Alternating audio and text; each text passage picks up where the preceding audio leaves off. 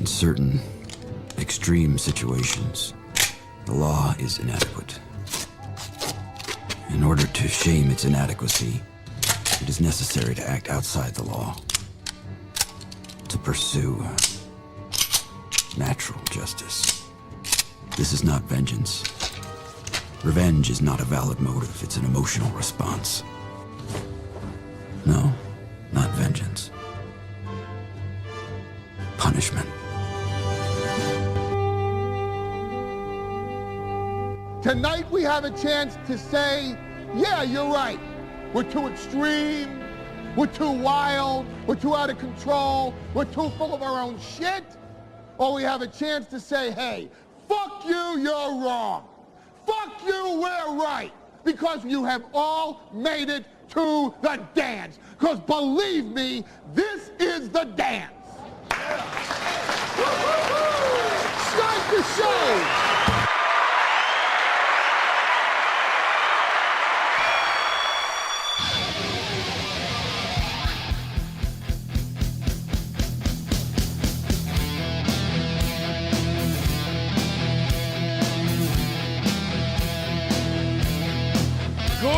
Good evening and welcome. Yeah, I had to do the retractable roof, retractable wall situation for tonight's show. It's too nice out. I've got to have the windows open. Ooh, I got to do that middle window. Woo, missed it. Missed it. Yesterday was a big cleaning day. I vacuumed all 3 floors. 2 of the kids got to clean their room a little better so I can get in there. Did all the dusting, all the laundry got done today, guys. The dryer came. Lucky dryer. The dryer got here.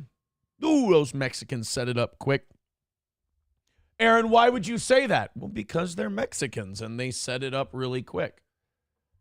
Don't you hate it when people speak English with a really thick accent? You feel like an asshole that you can't understand them, so you lean closer and pretend you can't hear. I always feel like a fucking douche when I do that. Just today, they went to the door, and he's like, can we see where I put the dryer? And I'm like, what? What's that? Like, I pretended I'm 90, and I can't hear anybody. And he said, can I see where we're putting the dryer? I brought him down here, and I don't know if you can notice or not, but I moved the table way out, and I moved the camera. I moved everything out so they can move in there and put the dryer in. Moved it out way out on, not all the way to the other side of the room, but I moved it, towards the living room area of the downstairs. And then I brought it all back into the studio area when they put it back. And I moved the table a little bit closer to the wall, and I changed things up a little bit. I like it. I'm more in the center. I'm more in the middle of everything. I like that. But I got my dryer. It works fantastic. It's got an energy saving option. I can feel, I'm sure my other one did too. I just didn't know it. The energy saving, it goes to the default on that one. And it takes like an hour to dry your clothes. And at first I was like, it kind of sucks. But then I'm like, what the fuck do I have to do in an hour? That it's going to take an hour instead of 45 minutes. I can give a hoot. I can save the planet.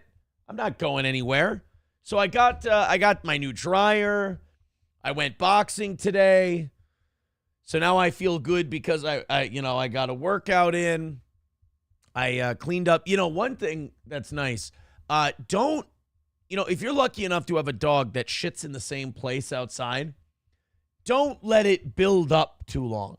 It always sucks when the snow melts because you got to go clean all that up and you got to find all the spots where he's been shitting all winter. And that really, really sucks. But I got that done a couple weeks ago or a week ago, whenever all the snow melted. And now I've just been keeping up on it. Every few days I'll go out there and pick it up. And even though Chihuahuas, just a little bit, and they don't shit, they shit maybe once a day. And so you go out there, you pick it up. It takes a minute and a half, 2 minutes. And you're all done. It's really nice. So I got all that done today. I didn't really wash my hands. I felt like I was clean. I'm kidding. I washed my hands. But just a really nice start to the week. The morning show crowd needed a little prodding, but we got it done. I do love that the steel toe what do we call them? The anti-cheerleader squad, because they have a lot of estrogen. The girls that don't like steel toe, they watch, and they like every time we mention the goal, they timestamp it. And I think it's fucking adorable. I think it is amazing to me that they don't understand the psychology in what they're doing. They're like, yeah, I'm tracking every second that he asks for money. Bro, do you not understand the psychology of that is that I'm in control of you? You know what? I don't want him to know because then it'll just ruin it for me. And I don't want to ruin it for me. Look, man, the weather is fantastic. It's awesome out. I will tell you this. Taste Fairy Ialto says that's kind of psychotic. Dude, it's not kind of psychotic. It's all the way fucking full-blown mentally ill.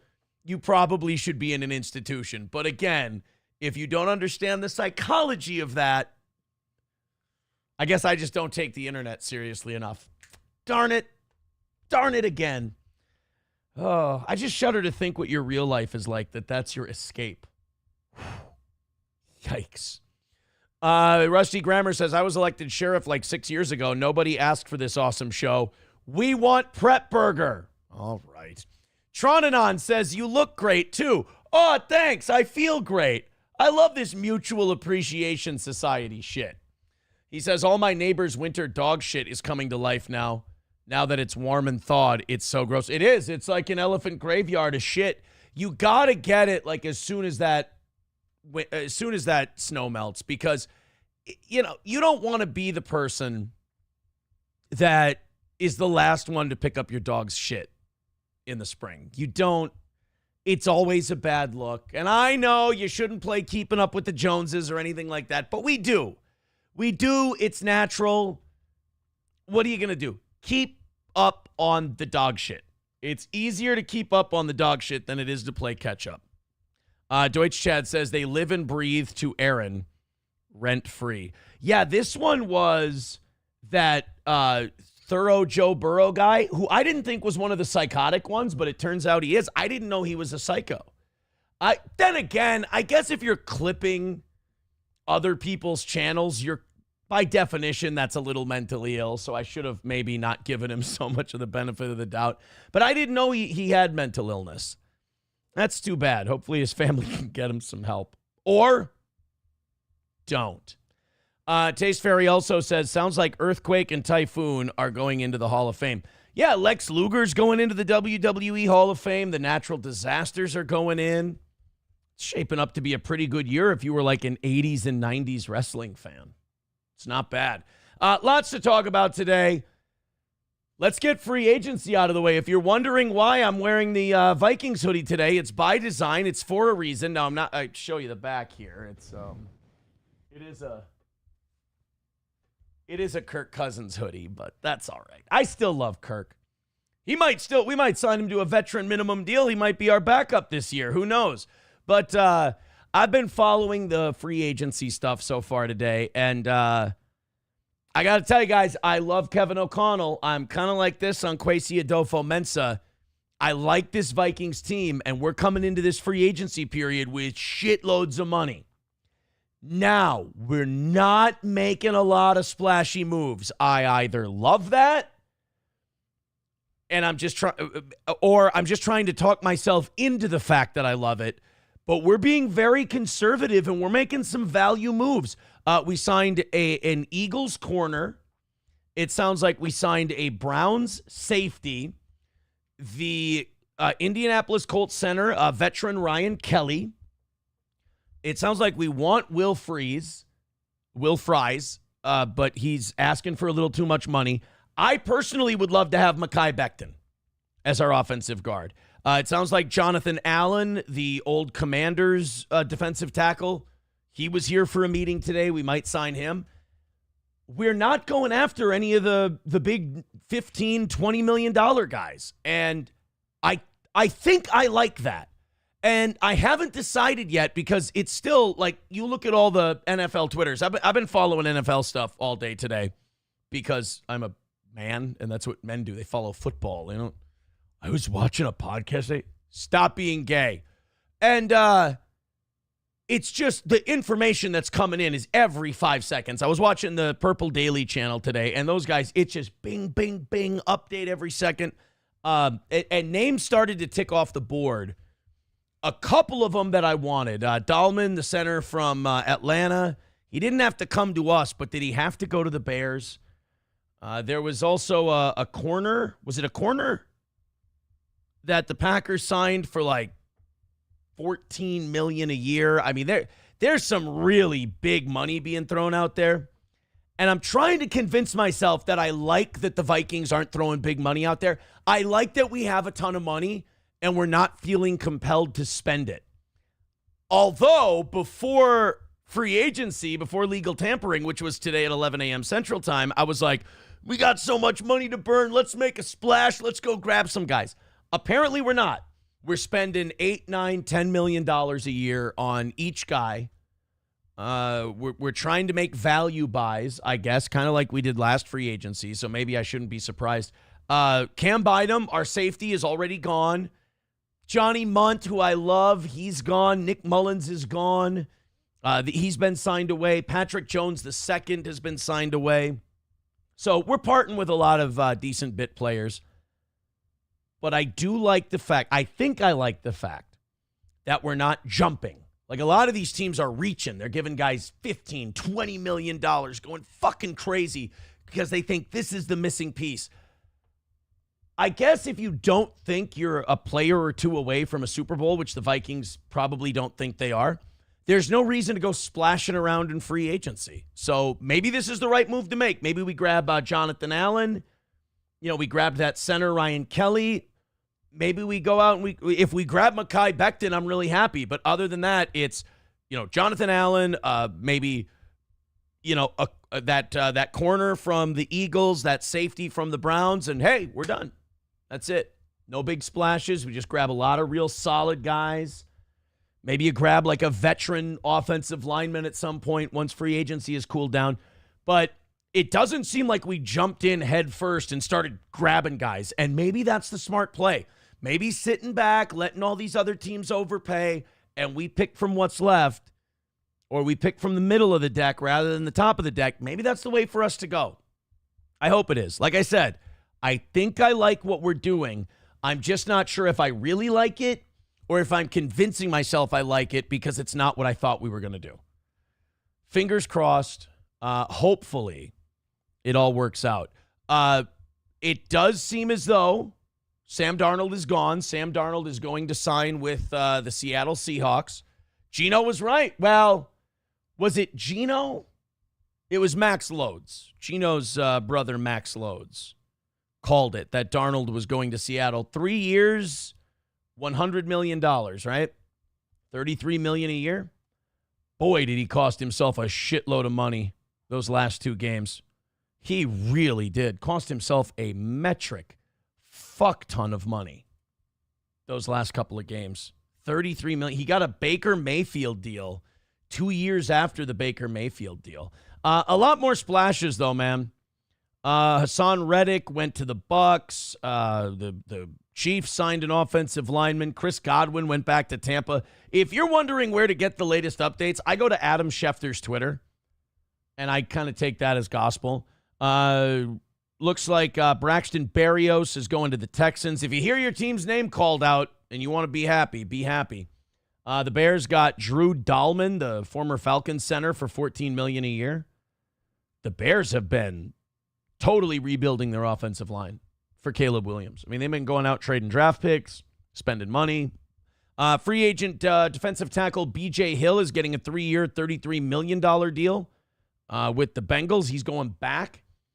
Javon Kinlaw is going to Washington after spending a few years in San Francisco. Jimmy Garoppolo re-signed with the Rams today. The Giants got former Saints cornerback Paulson Adebo. Former Steelers left tackle Dan Moore, 4 years, $82 million with the Titans. Nice payday. The Panthers were going to get the Eagles' Milton Williams, but the Patriots snuck in at the last minute and stole him. Carlton Davis, the former Lions corner, got 3 years, $60 million to go to New England. Oh my God. See, $20 million a year. Maybe I'm glad that the Vikings are letting Byron Murphy Jr. go. Maybe I'm glad that the Vikings aren't splashing in free agency because these guys are getting $20 million a pop. Isaiah Rodgers, that's the guy that the Vikings got from Philly. 2 years, $15 million. So $7.5 million. Didn't break the bank to get him. Super Bowl winning corner. Lions are grabbing DJ Reed. Fuck. So the Lions just got a lot tougher. Dallas long snapper, who gives a shit. Yeah, Darnold got officially 3 years, $110 million with $55 million guaranteed. So essentially the deal's going to work out like a 2-year, $55 million deal. We'll see what happens. Then you got Justin Fields, got a nice little payday. 2 years, $40 million from the Jets to go start there. Milton Williams to the Patriots, 4 years, $104 million, $25 million bucks for a defensive tackle. God damn. Josh Palmer of the Chargers signed with the Bills, 3 years, $36 million. Boy, we all went into the wrong profession. Josh Sweat, who famously said another win for the toe. He's going to the Cardinals for 4 years, $76 million. See, having a good game in the Super Bowl can set you up for life. So the Eagles are losing pieces. Jags lost tight end Luke Farrell. He's going to the 49ers. Jaguars signed Ravens offensive lineman Patrick McCarry. Former Pro Bowl defensive tackle Grady Jarrett was released, and I think the Bears picked him up. Patrick Taylor Jr. went to the 49ers. I mean, we got a trade. Commanders got offensive tackle Jeremy Tunsil.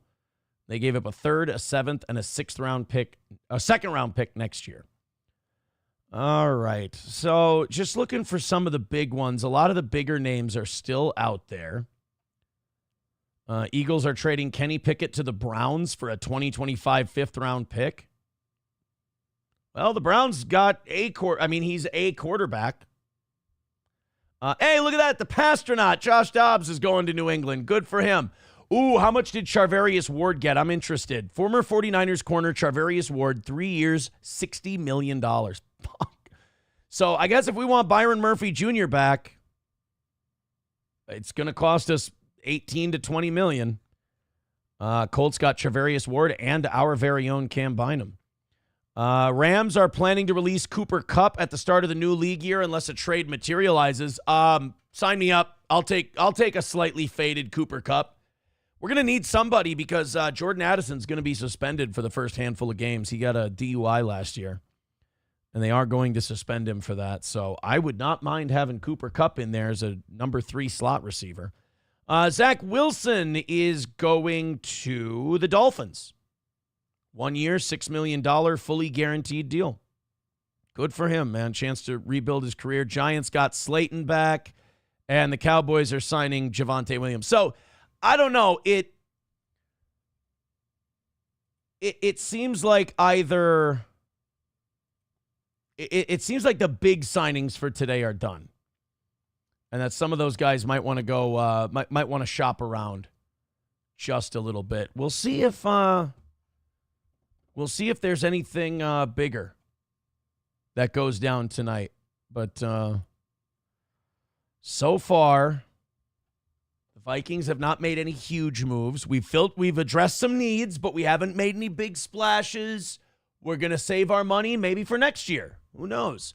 CJ with $2 says $15 to $20 million is the going rate for A to B tier corners. Yeah, that seems to be about it. If we want to keep Byron Murphy, we got to bring him back for $20 million. All right, guys, thank you very much. Thank you. You know what? Very rarely does this audience indulge me the sports talk. You know what it is? The first hour of the evening shows. Now that we've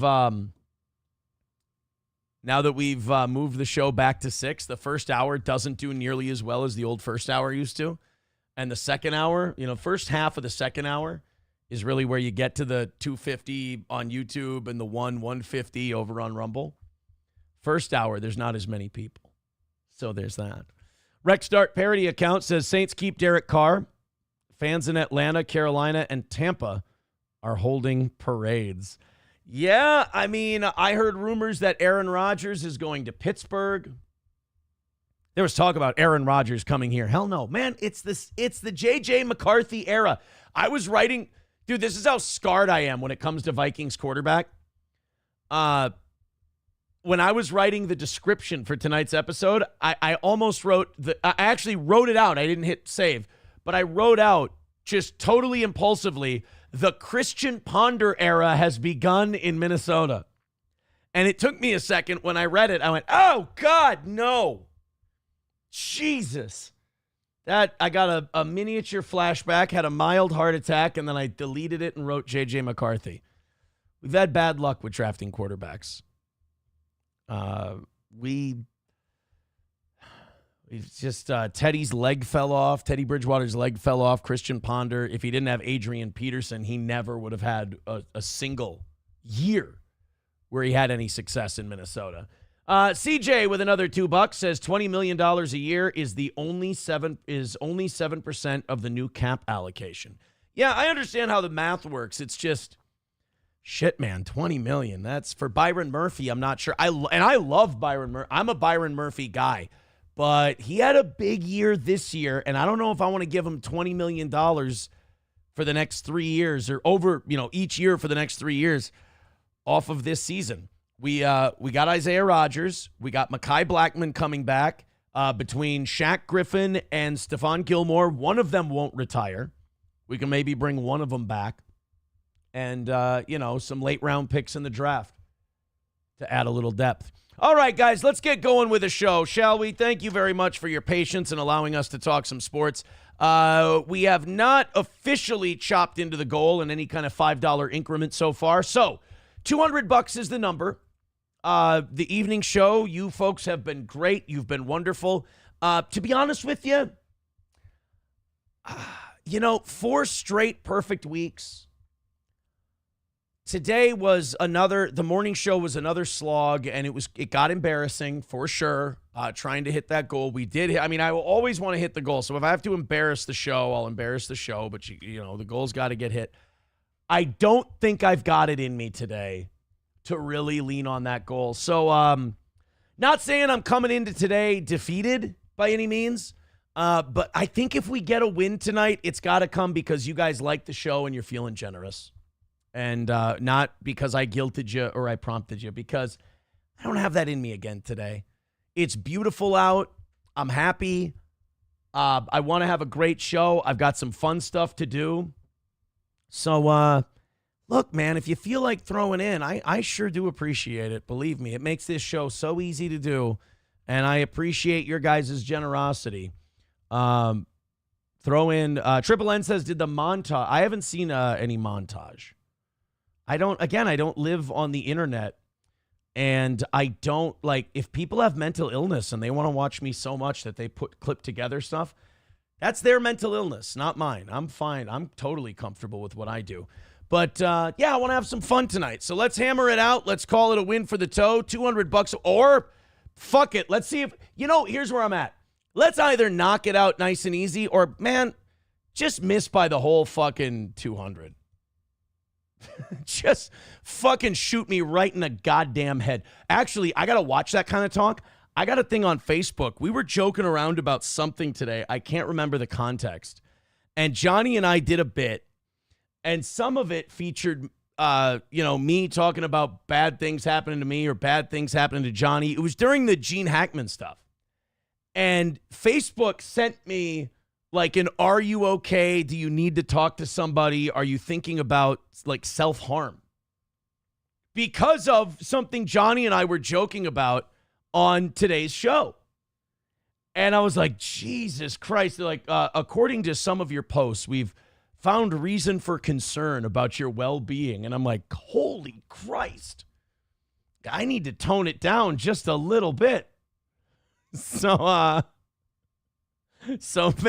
maybe we need to tone it down just a little bit. Oh, Triple N, no, not at all. Jesus Christ. You know what? I forgive you. You should apologize for even asking. Jesus. Mentally ill people typically don't bug me. I'm sorry. And I know the internet finds me very smug and dismissive because I don't give them what they want, but I can't help it that I'm impervious to them. I know it upsets them. I know it bothers them, but they're not the people I do a show for. Sorry, guys. I mean, I hope at least you have fun doing it. All right, let's get into some stuff today. Now, a lot of the breaking news we're talking about, a lot of the things we've gotten into so far, a lot of you weren't able to read about them as they broke. One of the biggest places for breaking news is Twitter/X. I, by the way, will not ever adjust to X. I think X is fucking stupid. I think Twitter is a wonderful name. I think X is retarded. I think Elon Musk. The bloom is off the rose for me with Elon Musk. I'm getting a little bit of Elon fatigue because when it comes to this government stuff, I think he was a great rock through the window. But in terms of every day, I can't take this motherfucker. I can't watch Elon every day go, oh, I think what we'll do next is we'll go into this and that. Can't we get a nerdier guy who doesn't clamor for the attention and fucking need to be seen constantly in the goddamn chainsaw? Funny gimmick for a little bit. Like I said, I like Elon as the battering ram. But now can we get some fucking nerd with a pocket protector to go in there and bust up numbers and delete shit? I would rather have that now. And now Elon's fucking everything up by making all these people hate his guts. So now they're burning down Tesla charging stations. They're vandalizing people's Teslas. And this is there was a coordinated attack against X today. Now it does seem, and Elon believes, that it was either a coordinated hacking effort or the act of a foreign power. And some people are theorizing that a lot of the attacks came from Ukraine. However, a hacking group called Darkstorm Team announced on Telegram that they're behind taking down X multiple times today.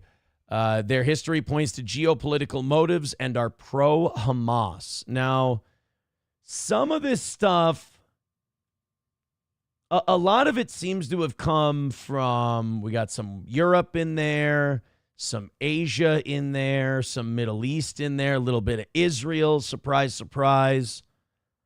Yeah, a little bit of all over the place. But I've heard a lot of stuff today.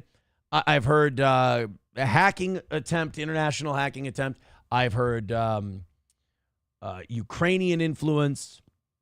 I've heard it all. But either way, Twitter was down for quite some time today. And again, it's all because Elon Musk wants to be in the White House and he wants to cut all this spending. And, hey, great. I'm here for it. I think it's wonderful. But like I said, the guy's starting to wear on me a little bit. It's a little too much of the Elon Musk show. It's a little too much Elon in the Elon, if that makes sense. And I don't know. I don't think we paced ourselves very well. I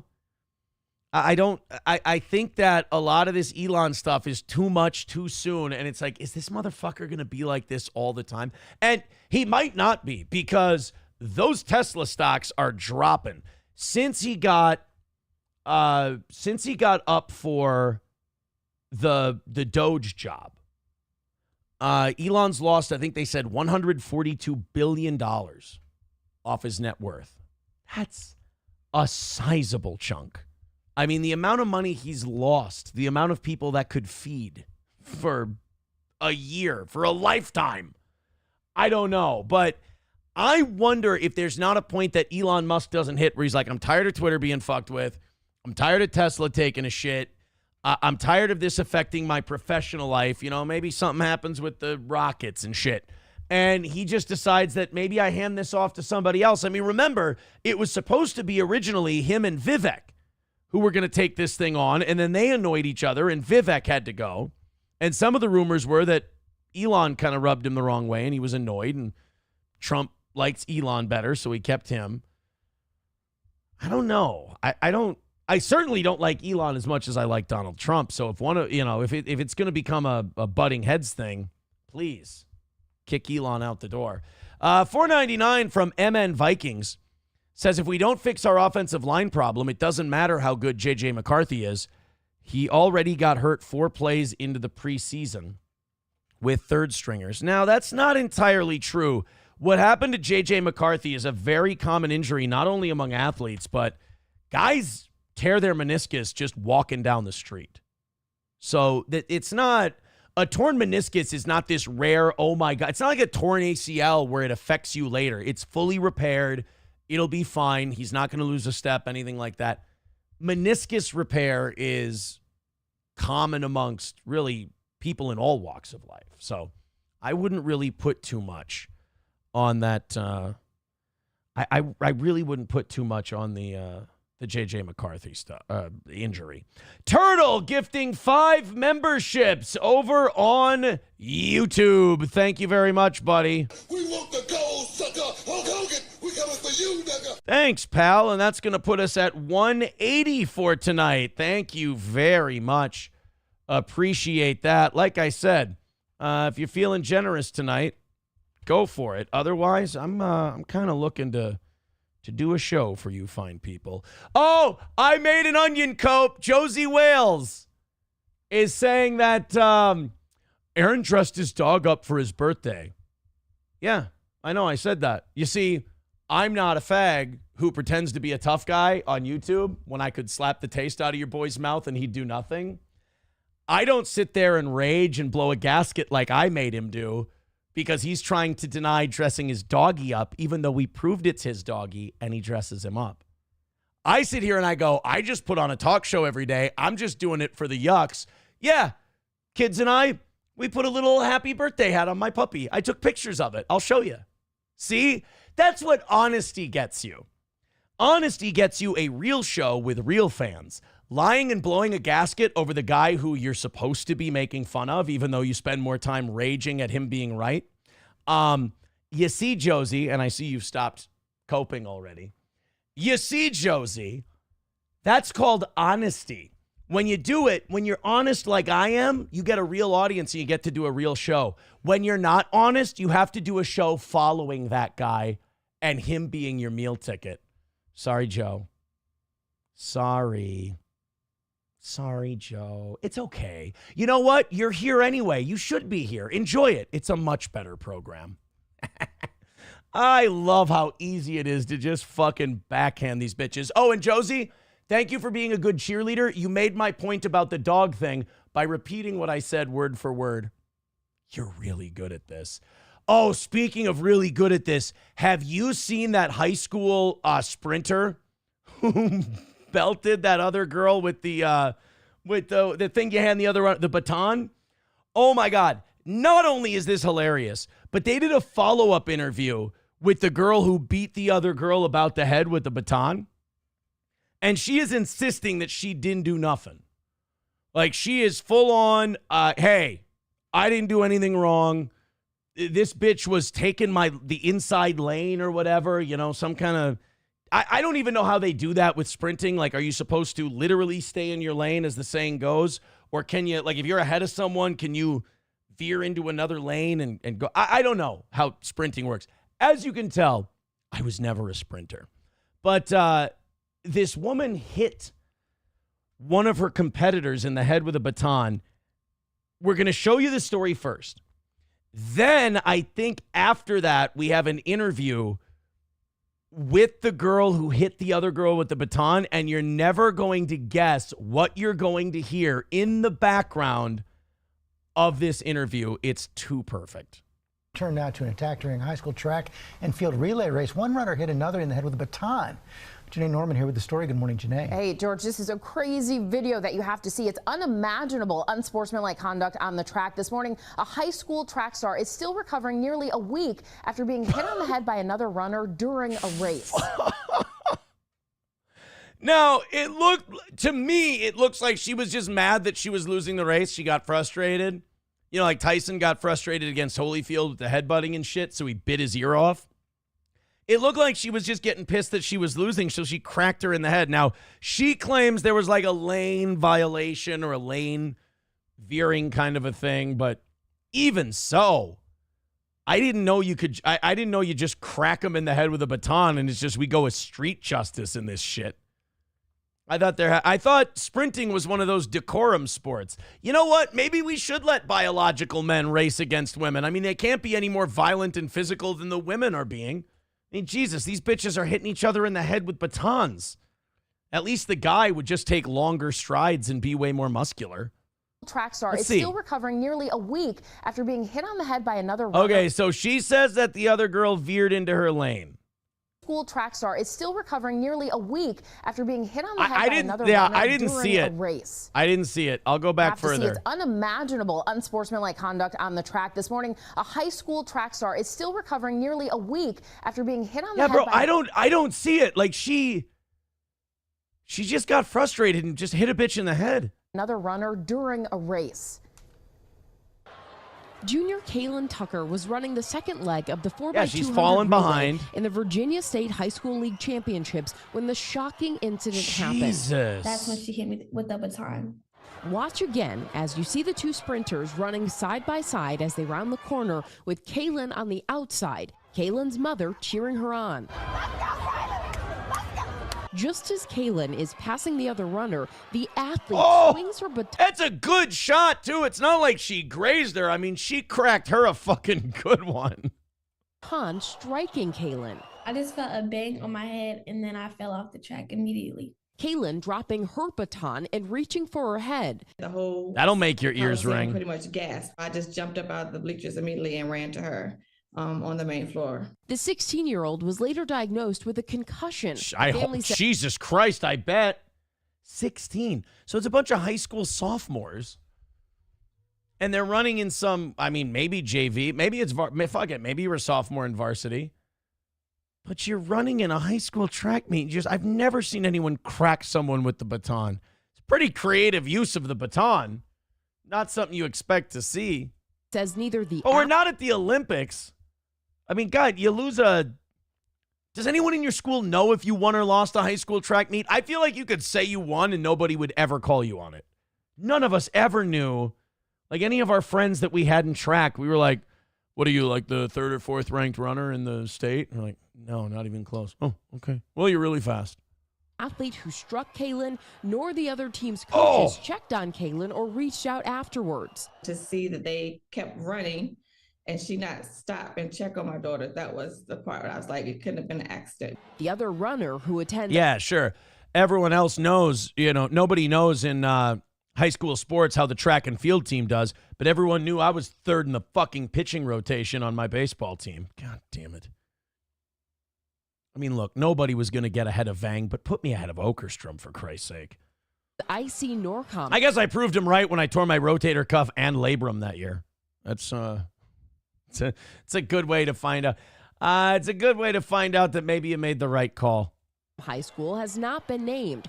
Kaylin's parents say Norcom's athletic director and the girl's father apologized in a phone call, but they're still waiting for the opposing athlete and her coaches to reach out. Oh, yeah. Don't expect that apology from this girl. We're going to play her explanation of the whole thing in a little bit. She doesn't seem very sorry, to be honest with you. We definitely want the coaches and a personal apology from the actual athlete as well, because it's only, it's only right. Sorry, The Pops. Virginia High School League saying in a statement, we thoroughly review every instance like this, adding the VHSL membership has always made it a priority to provide student athletes with a safe environment for competition. Of course. Meanwhile, Kaylin's parents say that they're still waiting to see what disciplinary actions will be taken against the other athlete. I mean, you have to kick her up. Oh, Jesus. Hulk Hogan. By the way, I've given up on saying that I'm gonna figure that out. Probably not. Probably not. I probably will just keep fucking that up. Yeah, she should be kicked out for the rest of the year. I mean, it's not even a question. I mean, it's no different than. I mean, I think hockey is the only sport where you can pick something up, hit a guy with it, and maybe you might get a 2-game suspension. Track and field, yeah, they frown on that. But we have a clip. The girl who hit the other girl with the baton was interviewed. And you guys are going to listen to her explanation for about 10 seconds, and then you're going to get really, really distracted. Does anybody want to guess what's going to distract you? I'll wait because like I said, the Rumble chat's always a little behind.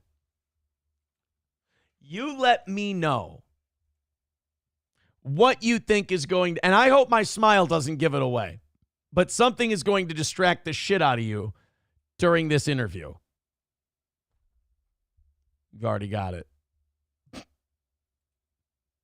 You've already got it. You know what? Without further ado, why don't I just hit play for you? Here you are. Everybody has feelings. So you're physically hurt, but you're not thinking of my mental, right? They're going off of one angle. A couple times hitting her. Yes.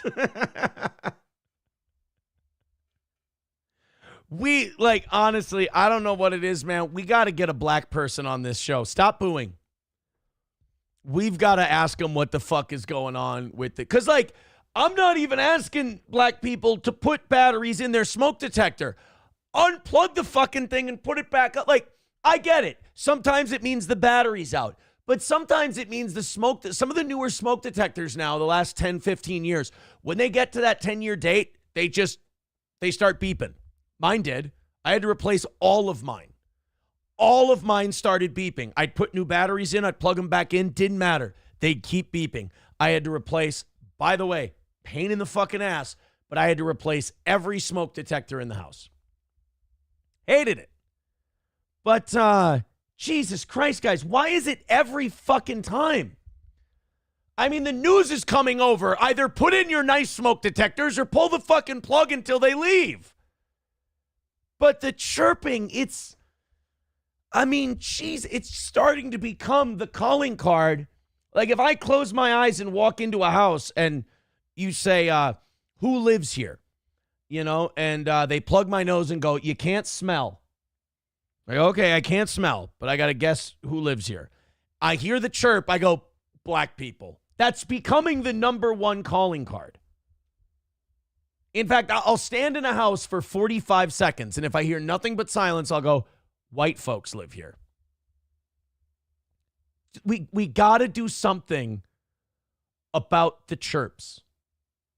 We have to, because I'm starting to feel bad for black people that's becoming the stereotype. But it's never whites. We had a guy interviewed. He got fired during the Doge cuts from the IRS. It was one of those last in, first out deals. And he's talking and he's really sad. The guy is crying. He's crying on the news, on television, and then chirp. The fucking smoke detector goes off. Jesus. My baton got stuck behind her back like this. Okay, so let's go back and let's listen. Let's try to be mature about this. She says, yeah, the girl I cracked in the back of the head with my baton might be hurting physically, but what about my mental? First of all, that's not how we say it. Everybody has feelings. So you're physically hurt, but you're not thinking of my mental, right? They're going off of one angle. A couple times hitting her, my baton got stuck behind her back like this, and it rolled up her back.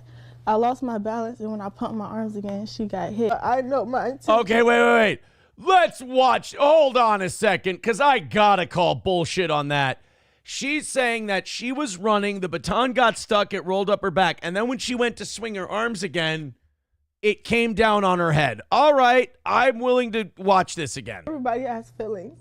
So you're physically hurt, but you're not thinking of my mental, right? She swung at her multiple fucking times. Get the fuck out of here with that. I started swinging my arms and I accidentally hit her. You're not thinking of my mental, right? They're going off of one angle. A couple times hitting her, my baton got stuck behind her back like this, and it rolled up her back.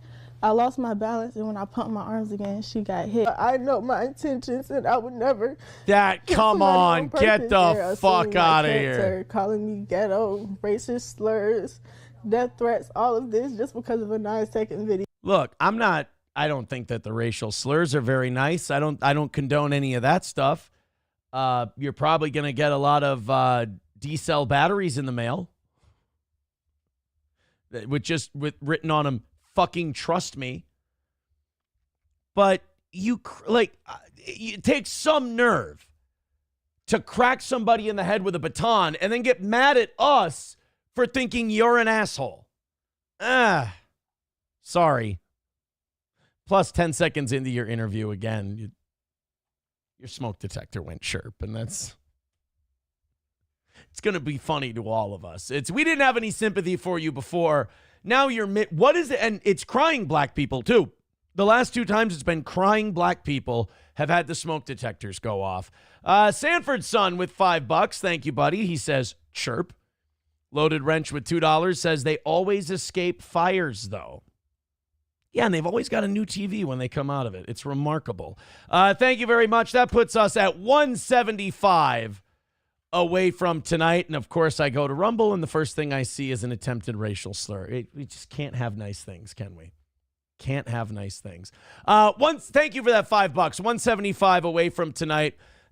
Maybe we'll hit it. Maybe we won't. I'm begged out after this morning, boy. Maybe the evening show comes up big. Maybe we take four perfect weeks is a lot of perfect weeks. All runs have to come to an end, and I'm having way too good of a day to, I don't know, get worked up about it. So Streamlabs, PayPal, Venmo, Super Chats. I appreciate it, guys. Fucking chip in if you want to, but maybe today's the day where we just, the perfection falls off. I did tell you this morning that we would have something for you for the evening show.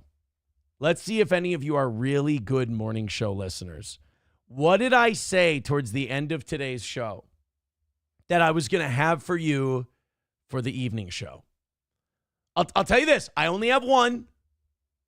I'm not going to torture you and put you through 3, 4, 5 clips. I only have one clip. We're going to go over it. We're going to have a good time. I'm guessing probably about 2/3 of the way through the clip, we're going to really start to get annoyed and bothered and angry. And that's probably when we'll tap out. But look at McBuster. McBuster, a good little steel toe listener.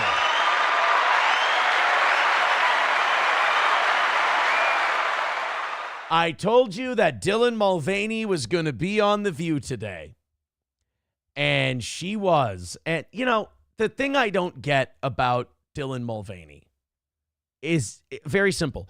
What the fuck has she ever done other than tuck her cock back and pretended to be a girl that qualifies her to be on anything, to talk about anything? I mean, what has Dylan Mulvaney accomplished? What school did she go to? What degree did she get? What experience does she have to have a take on anything? It's amazing to me. If you just say, hey, I'm trans, now all of a sudden you get to go on TV and pontificate about every issue like you know something. I'm a guy. That doesn't make me a fucking urologist. You should still go to a cock doctor if you feel a lump. So Dylan Mulvaney, look at this. I'm already mad. We're gonna play I'm like, guys, you're gonna get fucking annoyed and you're gonna get mad about 2/3 of the way through the clip.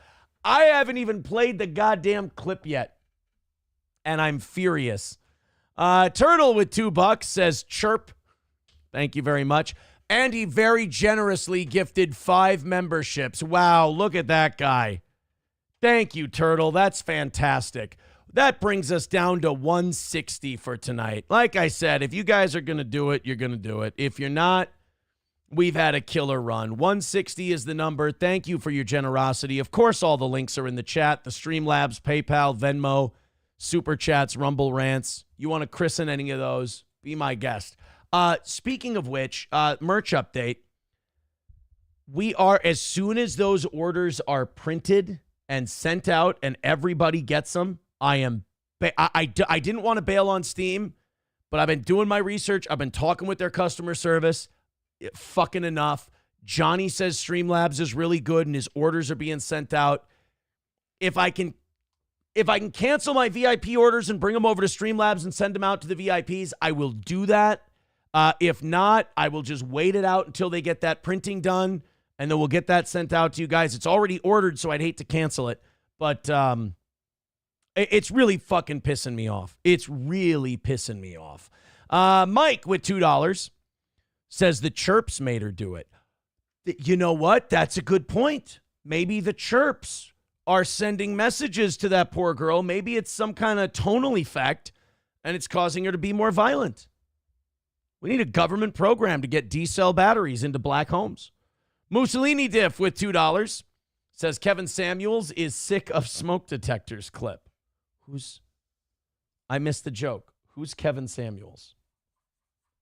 Why am I failing at this one? By the way, that brings Mussolini Diff to $30. Halada Fachina is in first with $50 today from the morning show. Ryobi with 40, Mussolini Diff with 28, and Thermodyne Diesel with $25. Thank you very much. We do have Turtle now at 22. And who was it Sanford's son who gifted the other 5? I believe so. If I'm wrong, let me know. That would put Sanford's son at 25 at this point. So thank you guys very much. I appreciate that. All right. Dildo said, no, I'm sorry. I got to read it right. Dildo says, did they print them yet? What they say to you? They just say exactly what the update says. They said, well, it looks like they're still in the printing stage. Sometimes these things can take a while. We appreciate your patience. The best they can do is they can offer free shipping. So what I want you guys to do is if you've ordered something and when you check your order, if the process still says printing, write to them, complain, bitch, and at the very least, get your shipping back for the order. They will do that, but they're fucking terrible, and I don't like them. Let's go ahead and watch some Dylan Mulvaney on The View before we all get really mad. Why this person?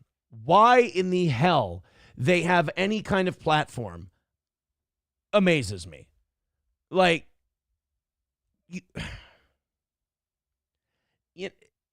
you have some kind of mental illness thing. You're confused about who you are. So that qualifies you now to talk current events. That qualifies you to talk about news and politics and everything else. And look, all of us are allowed to do that. But like to go on The View, to go on national television, to, have your opinion sought out like you're some kind of oracle. What? By the way, CJ with $2. Thank you very much, CJ. He says, you don't know Samuels, but call a man her. Gay. Sorry, I guess. I'm just kind of impervious to being called gay at this point. It's just, it doesn't sting anymore. Last week, California governor. Oh, look, another man. Oh, sorry, that's Whoopi Goldberg. I apologize. Gavin Newsom said that he thinks that trans athletes competing in girls' and women's sports was deeply unfair. Now, I want to hear what you think, because I'll tell you what I think, too. So wait a minute. Gavin Newsom thinks it's unfair? Well, that should tell you how goddamn left of center this whole thing is then. Gavin Newsom, who hasn't seen a progressive cause he wouldn't blow, including probably Dylan Mulvaney, he even thinks that the men playing women's sports is a bridge too far, which again, look, man, I'm kind of a black-pilled guy these days, so I'll say this. I think the fact that this has become a debate shows we've lost. Sensible people, reasonable people. I think it means we've lost that we're even having this discussion and Dylan Mulvaney is taken seriously on it. Now, the irony of this is, now Dylan Mulvaney is male to female transgender. If Dylan Mulvaney wanted to go in there and play basketball, go for it. She'd be walking through the men's locker room after whistling Strangers in Paradise. But if you have a guy with the muscle structure and everything, I mean, I don't even want to make this argument anymore because just making the argument feels like an L. Yeah, the last time I played a sport, I was 6 years old and I was on a soccer team, but I assigned myself as the nurse. So, do you ever think you're gay? That maybe you're just a gay dude?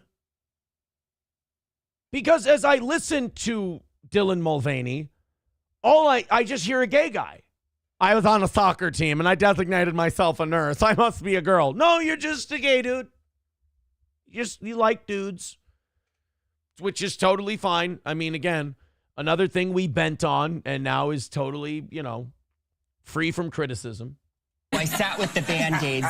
And so in the words of Wicked, I am not that girl. But I...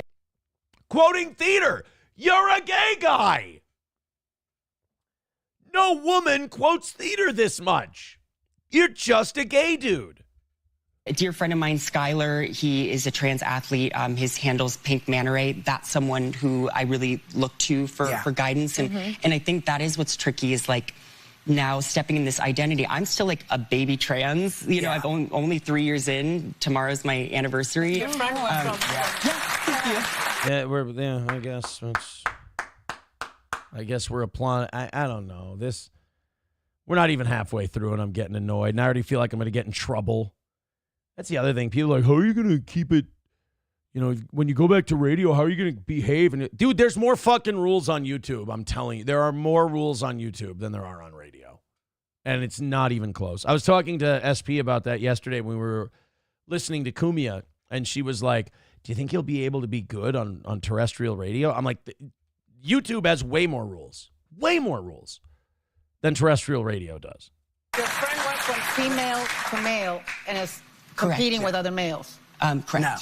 Yes. That's fine. I have no problem with that. Why? Because physically you're at a disadvantage. There's nothing about you being a woman that gives you an advantage over a man in a physical athletic competition. That is fine. It's not about anti-trans. It's about pro-competitive fairness.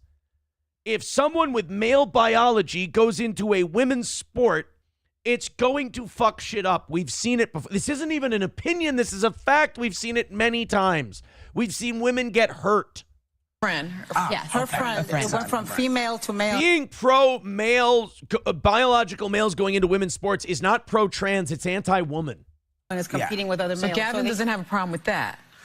Well, I think part of the problem that the trans community is facing, and it's the same problem that women face, is if you don't know anything about our bodies, you don't know how it works.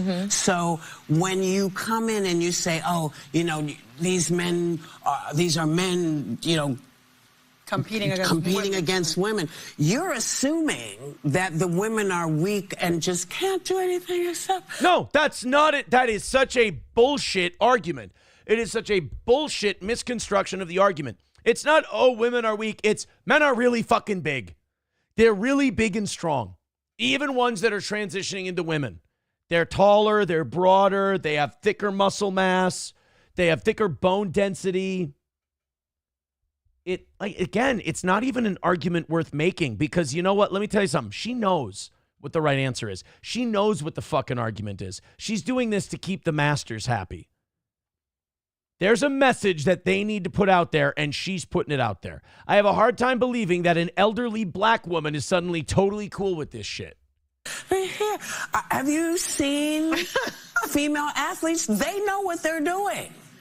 So I'm not sure what... So this whole clip was Dylan Mulvaney sitting there while they made some bullshit misconstrued argument, and she goes, That's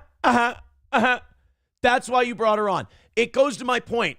Just because she goes, I'm trans, and she held a beer in a bathtub once, now all of a sudden she's a fucking expert on everything. What's going on or why this is an issue. The same for me as when people say, oh, I don't know how I feel about you. You do. God doesn't make mistakes. No. And right, and God made Dylan Mulvaney a man. Are we really going to go down that road? You want to go down the God doesn't make mistakes route? I'm getting fucking mad now. You want to go down the God doesn't make mistakes route, Whoopi? Really? Is that, out of all the arguments you could have made, you went with that one? Dude, that's the argument you went with? God doesn't make mistakes? Well, then you're making the case against Dylan Mulvaney in that instance. Oh, my God. CJ with $2 says he failed as a gay influencer before tucking for clout. Really? So Dylan Mulvaney tried to be a gay influencer before, and then when they said, oh, yeah, by the way, 3 years ago, I'm trans, And then that stuck, so it's starting to come together a little bit. It's starting to come together. $2 from Mussolini Dip says, I'm distracted. You don't know that clip of Kevin S. Is that the IRS guy? Am I just not remembering his name? Kevin. I know, here, this isn't going to help me. I know Aaron Samuels from Mean Girls.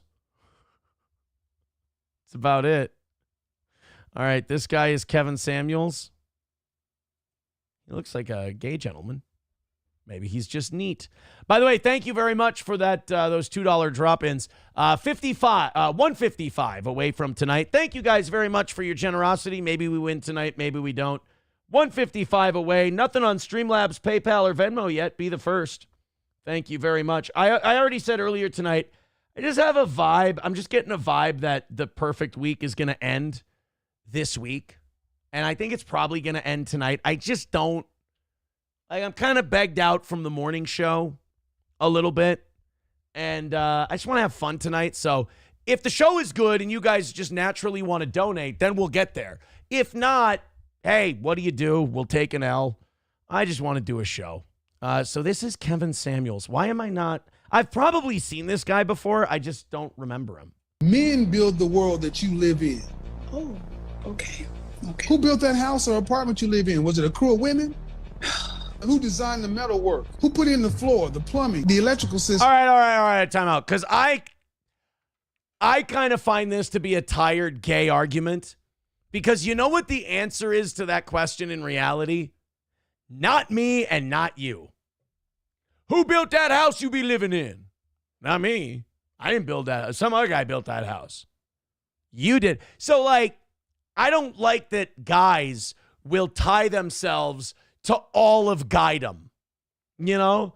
They'll be like, well, who built that house? I don't know, some construction company. No, a man built it. We built that house. We didn't build shit, homie. We just live here. Is that how the game works? We get to take credit for what other people did? That seems a little cheap to me. That lecturing women on that kind of shit, I don't know. It just seems kind of cheap. The heating, who put that in? Because women have the ultimate trump card. They can be like, well, who gave birth to you, motherfucker?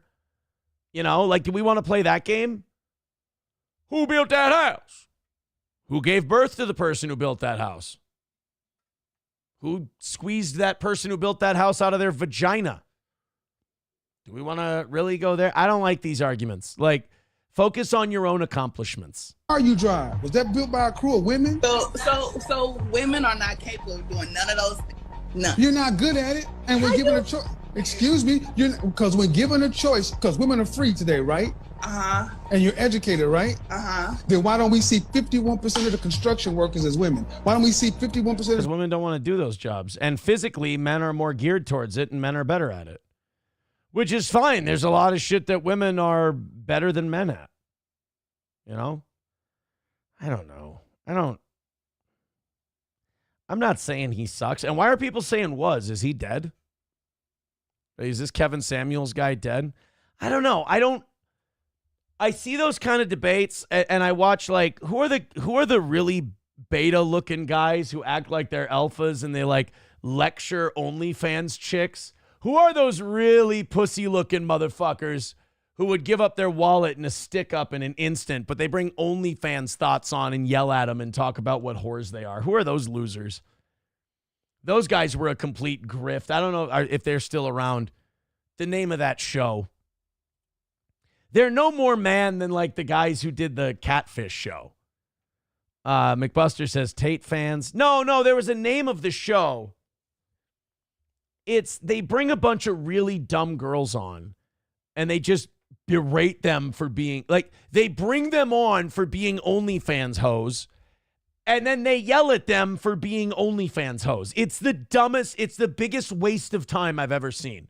Whatever. Thank you, Chernobog. The Whatever podcast. Those guys.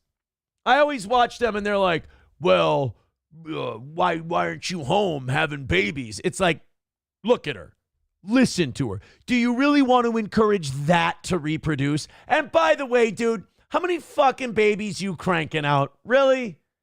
Are we going to go to this point? Like, I just find all of that to just be guys and girls just kind of jerking themselves off and just going like, yeah, look at how fucking smart I am. Look at how smart you are. You brought on an OnlyFans hoe, and boy, did you school her.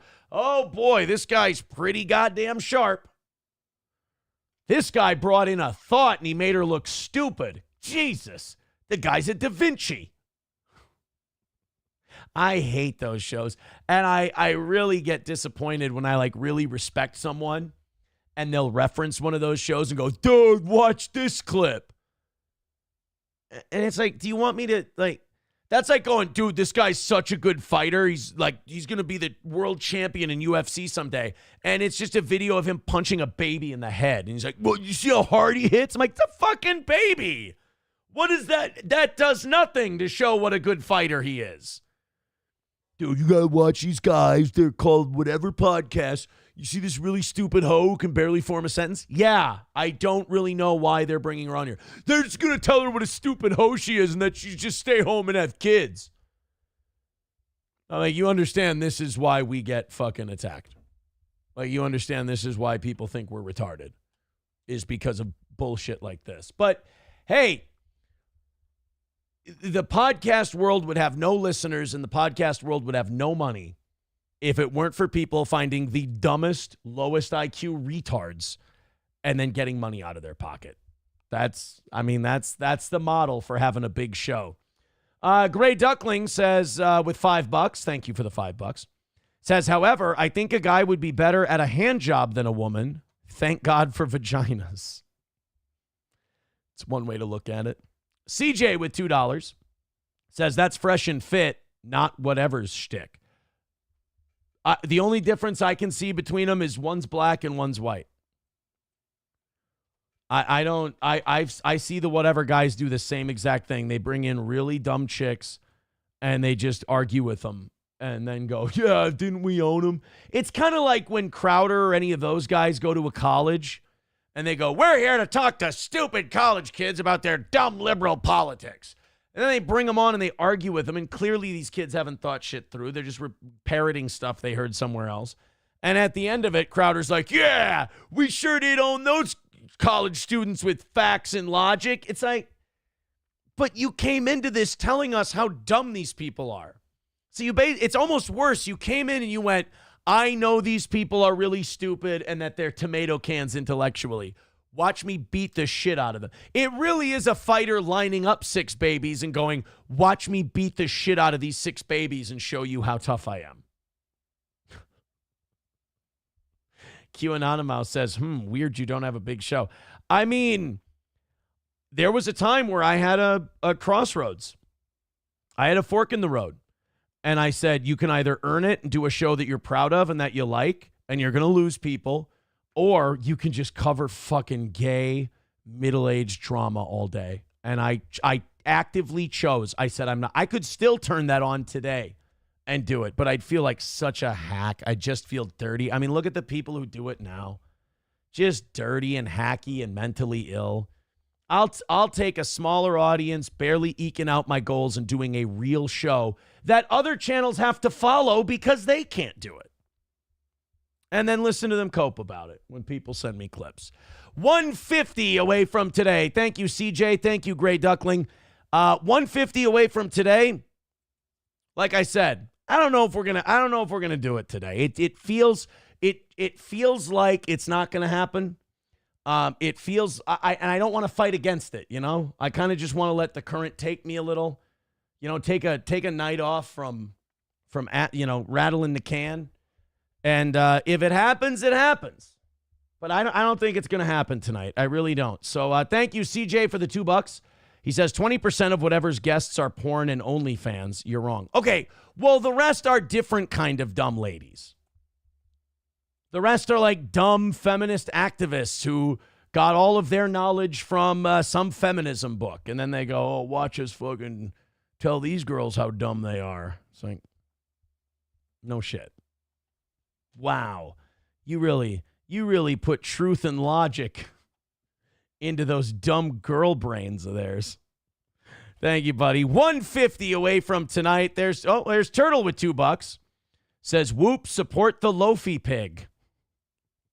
I thought it was loaf pig. I thought it used to be loaf piggy. I did have a couple of pieces of bread, and I dipped it in my steak and potato soup today.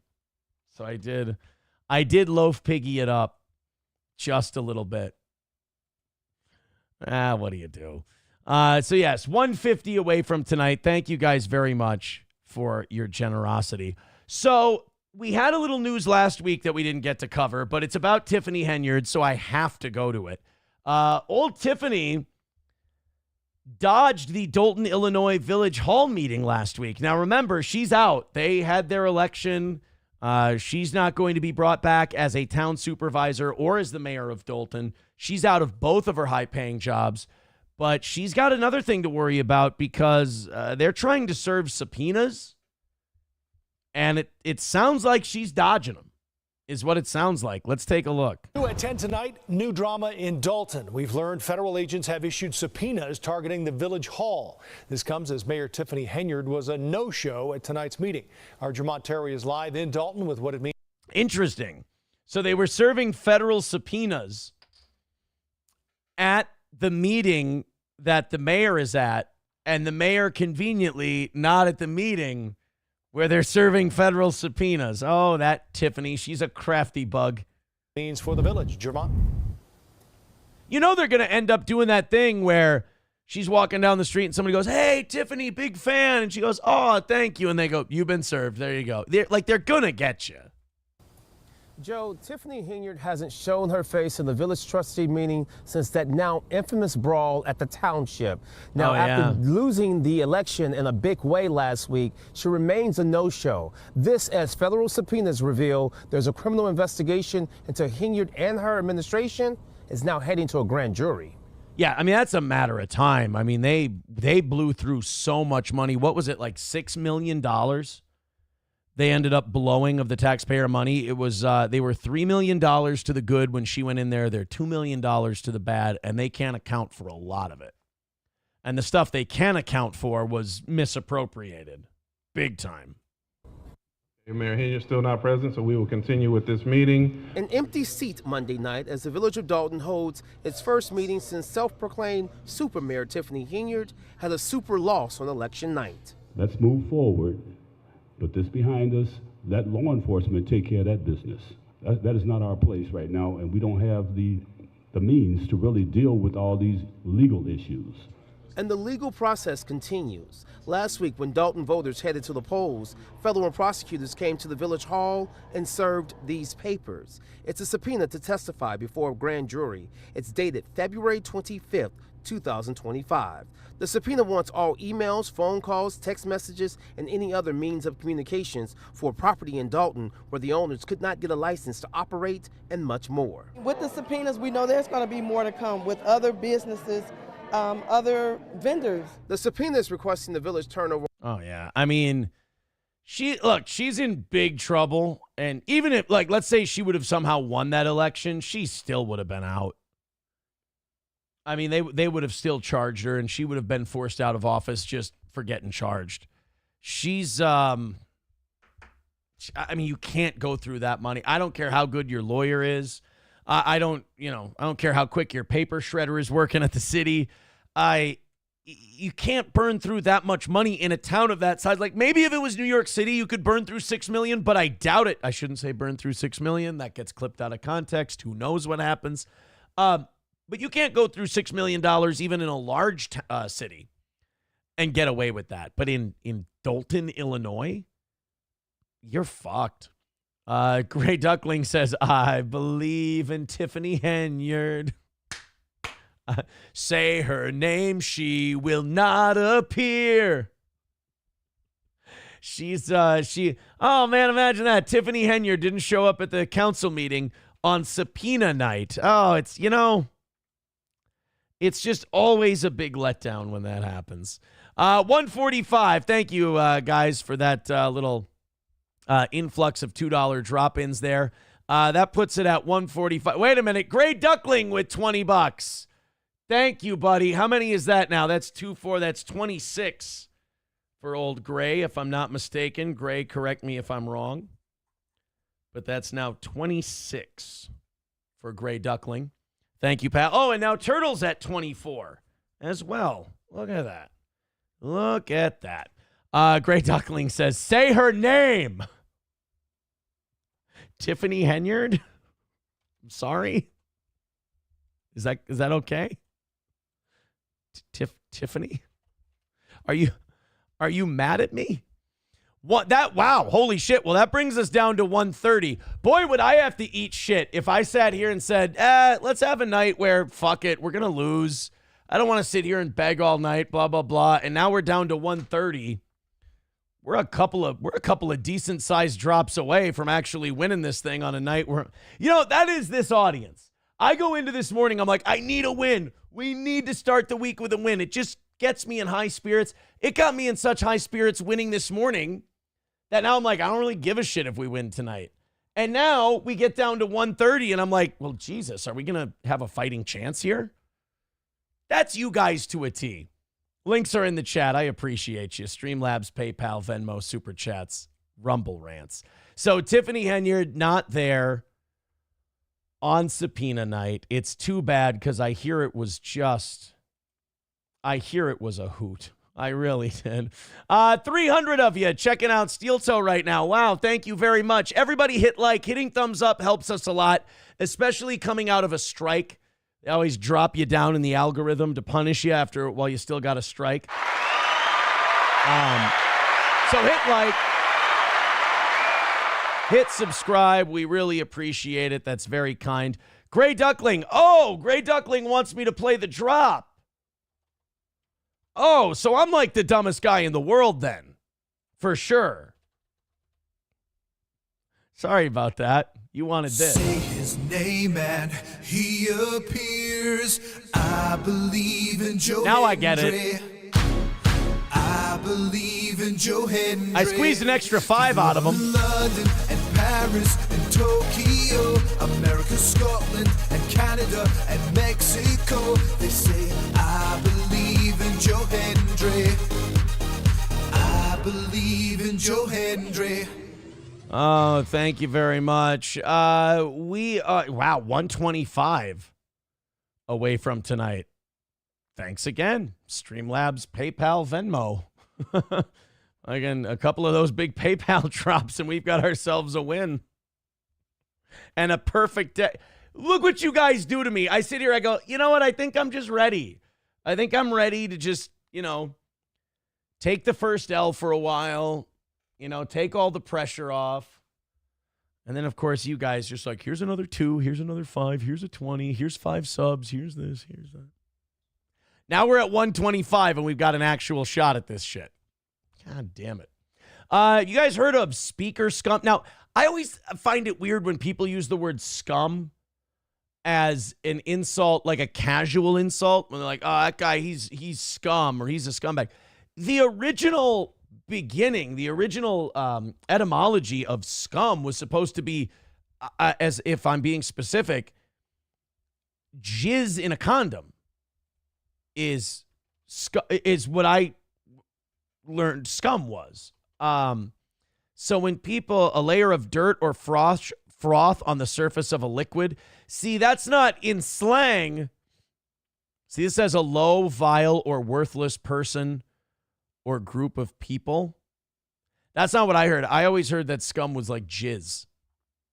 But I don't know. Apparently I'm wrong. So speaker scum.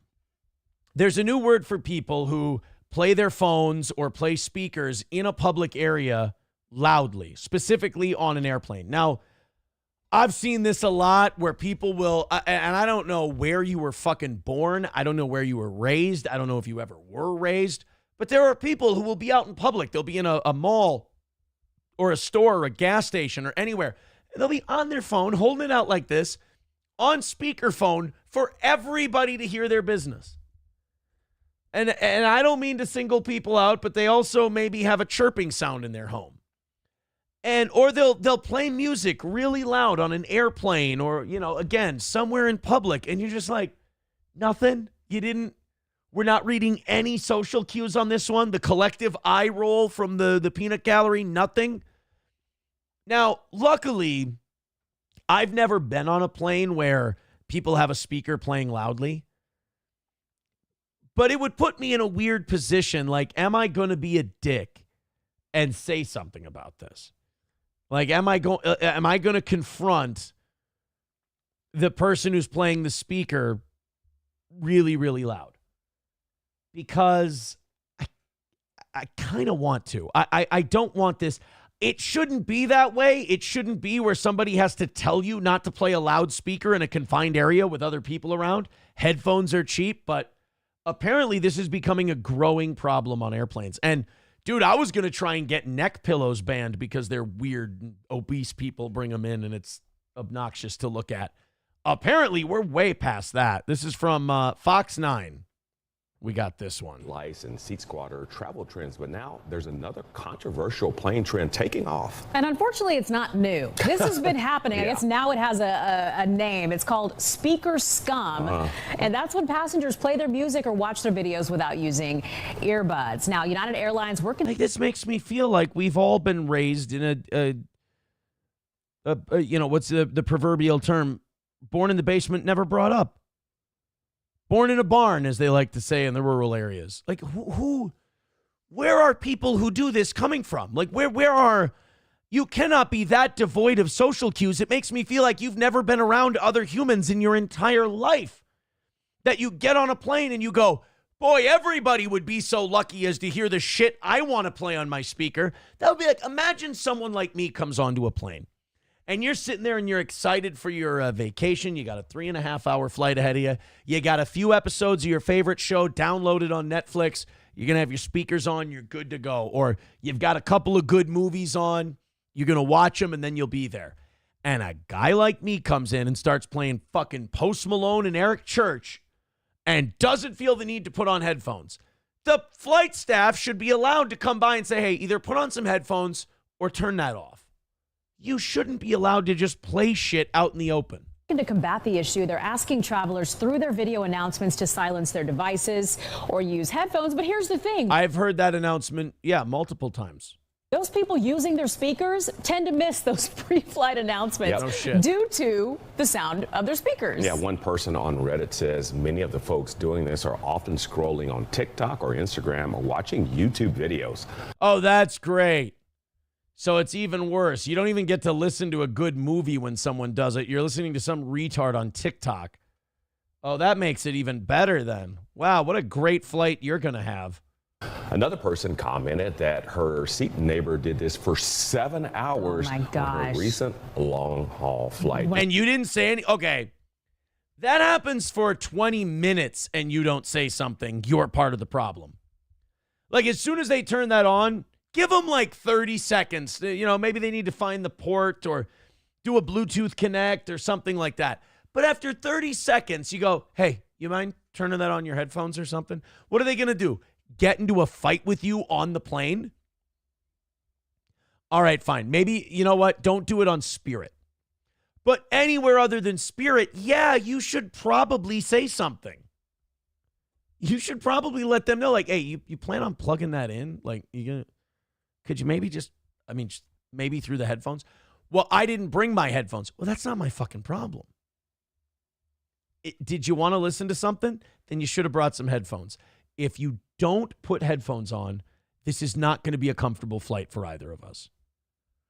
Taste Ferrier Alto says, or watch a Tarantino film without headphones. There you go. Maybe do that as a response. Maybe play a little Django Unchained next to the person who's got the speakerless device.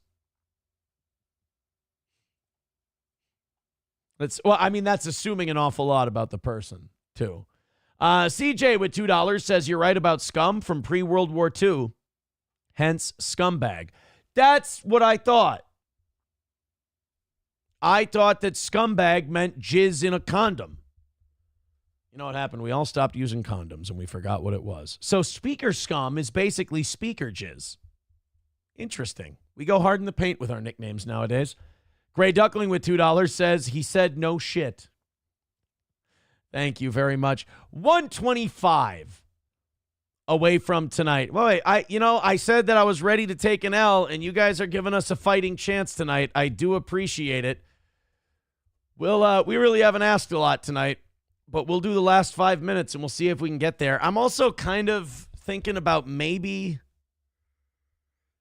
Nah, you know what? If I haven't put much effort into hitting the goal tonight, I'm not going to do the overtime. I'm going to take the half hour off too, if I'm not really leaning into the goal. There we go. Brendan with $9.99 over on Venmo says $9.99. Thank you very much, pal. Appreciate that $10. Stop dipping into your ketamine stash. Put down the bomb. But that would be just like our audience for me to be like, you know what? I'm going to lose tonight. You know, what are you going to do? It happens sometimes. I'd rather just say I'm going to lose. And then you guys go, no, fuck you. You're not going to lose. We're going to do this just because you told us not to. And now you're staying here for an extra half hour. I guess I'm okay with either one because we're only 1:15 away and we've got more than a half hour left in tonight's show. Thank you guys very much. Hey, a grocery store, a high-end grocery store in downtown St. Paul is closing. Oh, isn't that sad?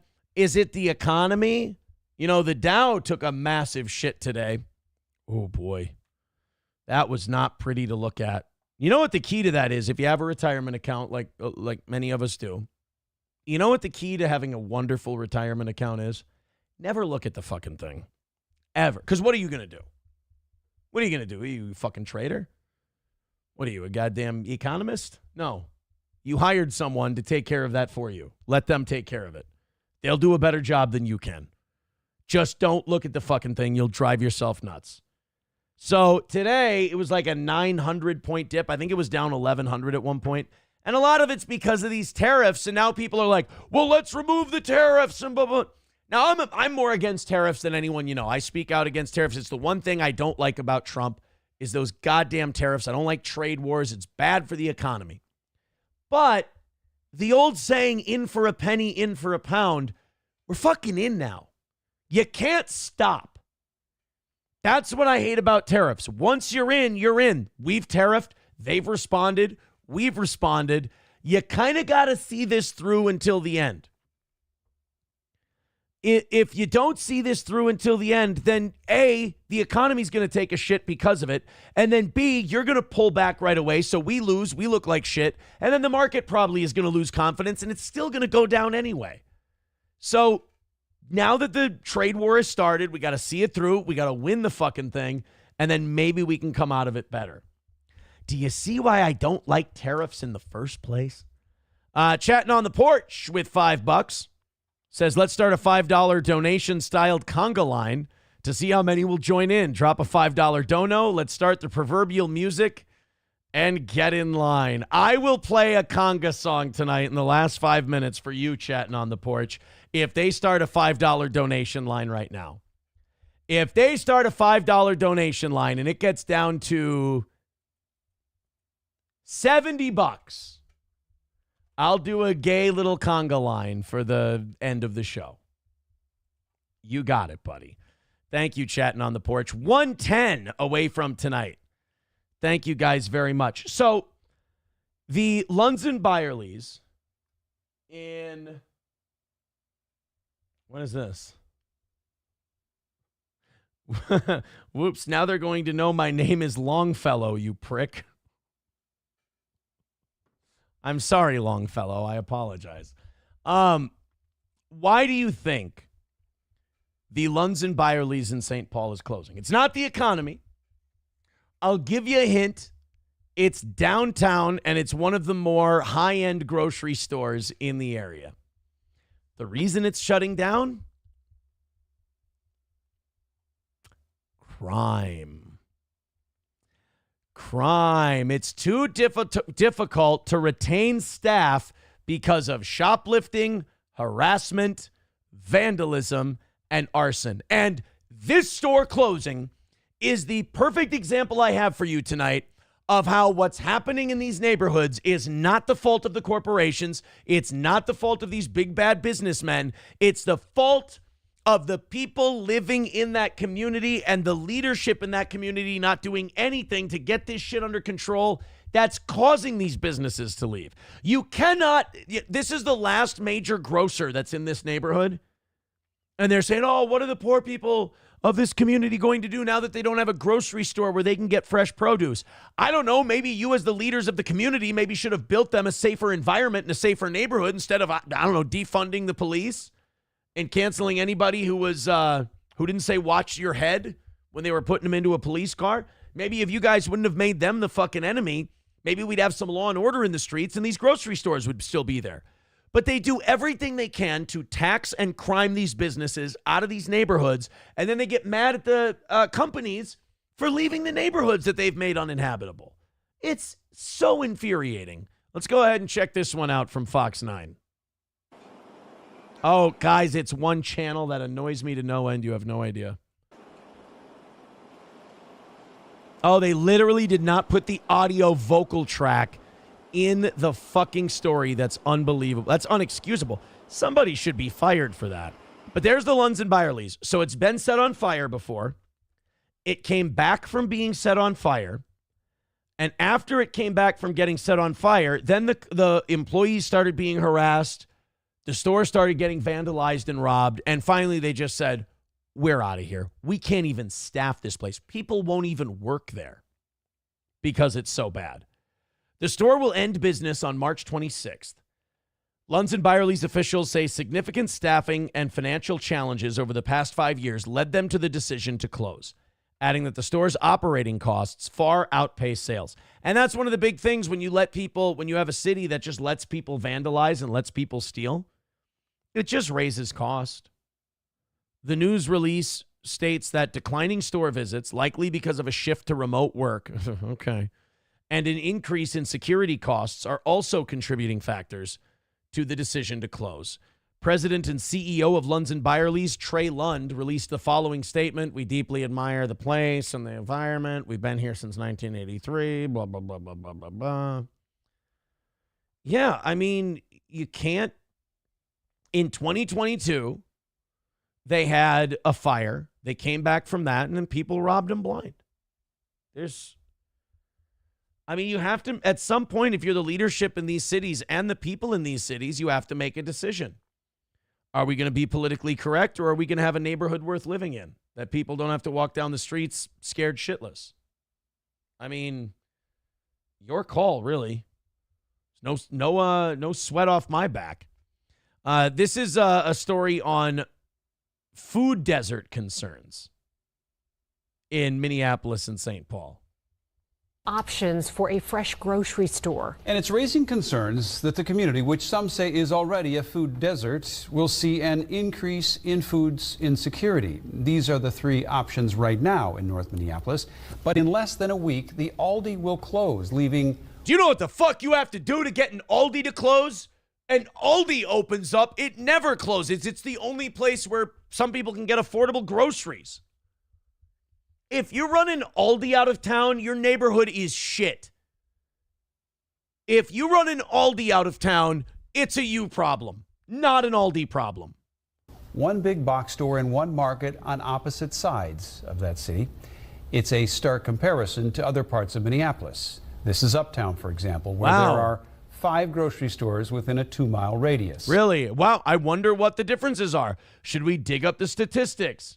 See how much crime is in that neighborhood. See how many police are in that neighborhood. Do you think there could be extenuating circumstances rather than just these big meanie corporations just for some reason don't want to be in that part of town? Why? They don't want to ask why, because if they ask why, they'll have to come up with really uncomfortable answers. But what's wrong with coming up? If we come up with those uncomfortable answers, the people who live in those neighborhoods can start to get help. Democrats are so fucking racist. They think if they say, oh, well, it's a black neighborhood and there's a lot of crime. Well, it sounds like we're saying a lot of black people are criminals. Oh, we can't do that. We'll just ignore the problem. No, how about you phrase the problem like this? Way more black people are having to live as victims of this criminality than there are criminals. So say, how do we protect the black people in the inner city from becoming victims of crime? There. Now you can address the problem. Now you can kick ass and take names. And now you don't have to feel so racist. You can actually feel like you're a good, progressive freedom fighter. And everybody gets their way. Crime gets taken down. Conservatives are happy. The people who live there don't have to get robbed and they can have grocery stores. They're happy. And Democrats can play white savior, and Christ knows they love to do that. So everybody's happy. There we go. But no, we can't. Our Maury Glover joining us live in Minneapolis tonight. And so, Maury, you spoke to people in that community the black guy. about what this closure will mean to them. Well, that's right. Many people get to that Aldi by foot or by bus, and they wonder what they'll do without it. I feel really bad about it because when it... You have to pay $0.25 to steal a cart from Aldi. That's wild, right?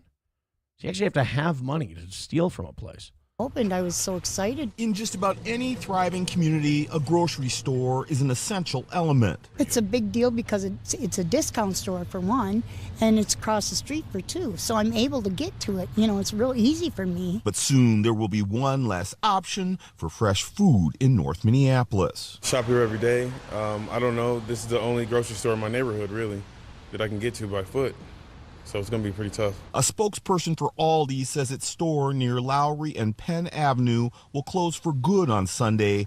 So because you don't want to confront the uncomfortable truths about the crime in North Minneapolis, that black man now doesn't have a grocery store. Democrats don't give a shit about working class black people. They just don't. They just expect them to fall in line. Because their lease is up and they can't renovate the store to accommodate their larger product range. The closure will leave just a couple of traditional grocery stores to serve the 70,000 people who live in North Minneapolis. It's the closest thing, fresh food, a variety of stuff, accessible, it's bus line. Other than that, Walmart, you got to go outside of the area and you're not guaranteed all the time to get what you want because, stuff goes quick. Wait a minute, Walmart? You can't find what you want at Walmart, of all places? Like, what? If there's one thing Walmart's known for, it's having shit. Midland Armory says Lowry and Penn has been a shithole for decades. Yeah. I mean, it's not a coincidence that many different businesses all go in and they all go out of those places. There's a problem. It's not like a geographical vortex. It's not cursed.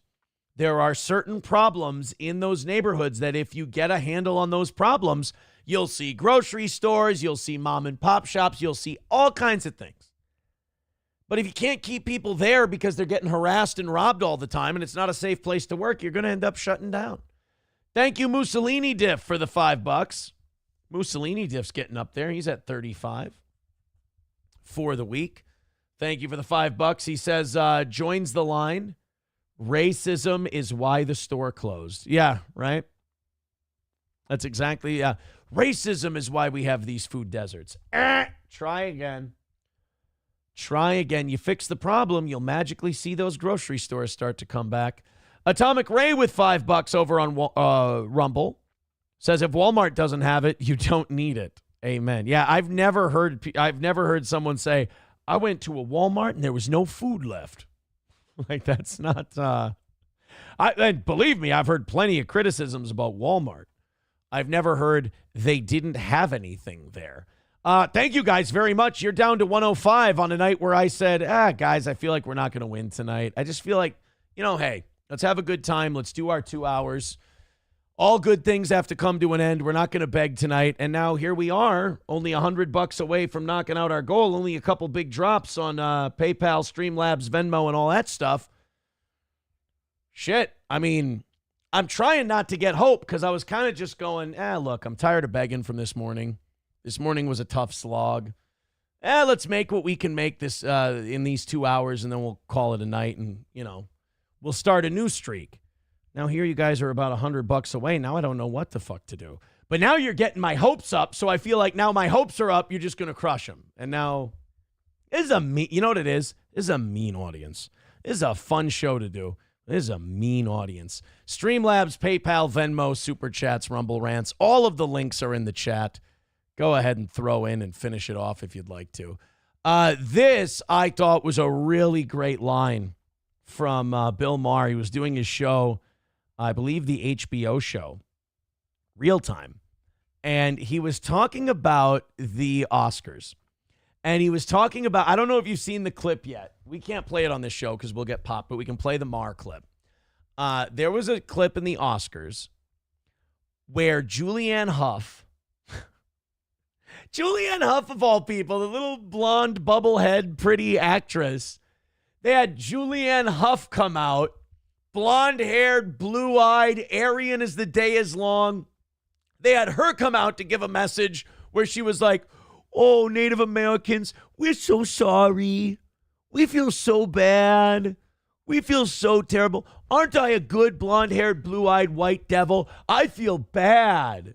Isn't that what it's all about? Enjoying all the privilege of stealing all your land and then looking at you and saying, I feel bad. Could you absolve me of my guilt, please, and tell me I'm one of the good ones? No. You know what a real American does? A real American goes to the casino, and if that topic ever comes up, they go, yeah, oh, that's a bitch. What can you do, huh? Wild times. And then, yeah, I'll double on that 10, thanks. I mean, what else can you do? It's a 6 and a 4 against a 6. Of course you're going to double. Are you out of your fucking mind? But this whole attitude of like, we didn't, I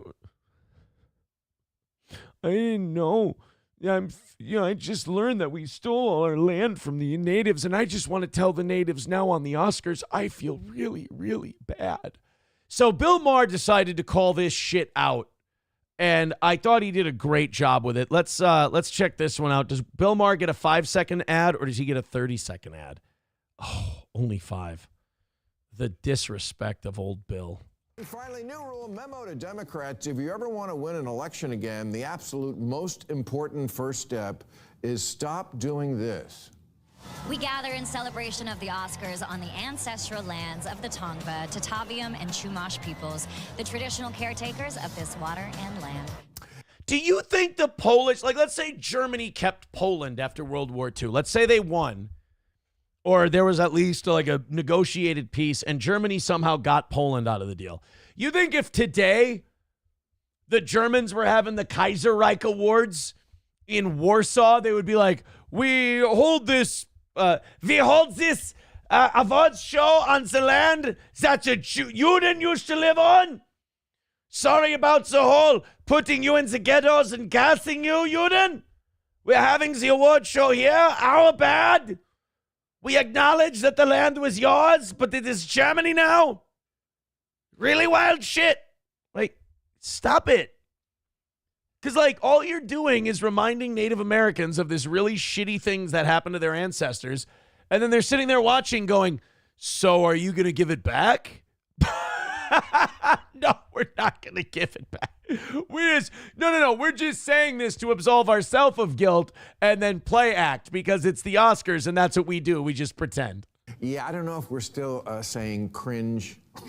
Is that? But if we are, that's this.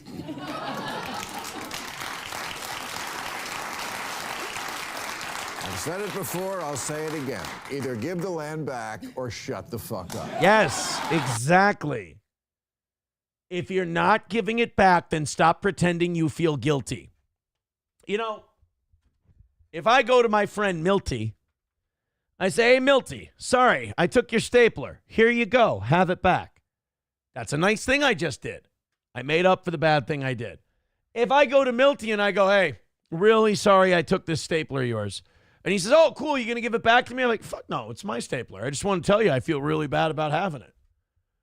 That's even a bigger asshole thing to do than taking it in the first place and just forgetting about it. Now I just held your land up in front of you, showed you all the McDonald's I built on it, and then went, all right, fuck off again. Look, I understand the desire to right the wrongs of the past, especially when you get to take the moral high ground and then build an 8,000 square foot mansion on it. Yeah. Bill Maher's liberal audience feels guilty as fuck at this message. Because what I love is when Bill does jokes that describe his audience and they're self-aware about it, and they're like, well, this isn't as funny as it was before. Go make fun of the Republicans again. Are they for the mansion people? That's so interesting. And I'm sure Julianne Hough is sincere about her love for the Chumash people, but I doubt she drives to work in a canoe, scavenges for acorns, or lives in a dome house made of reeds and dried mud. You didn't even use wood? Fuck. That's Woody Harrelson.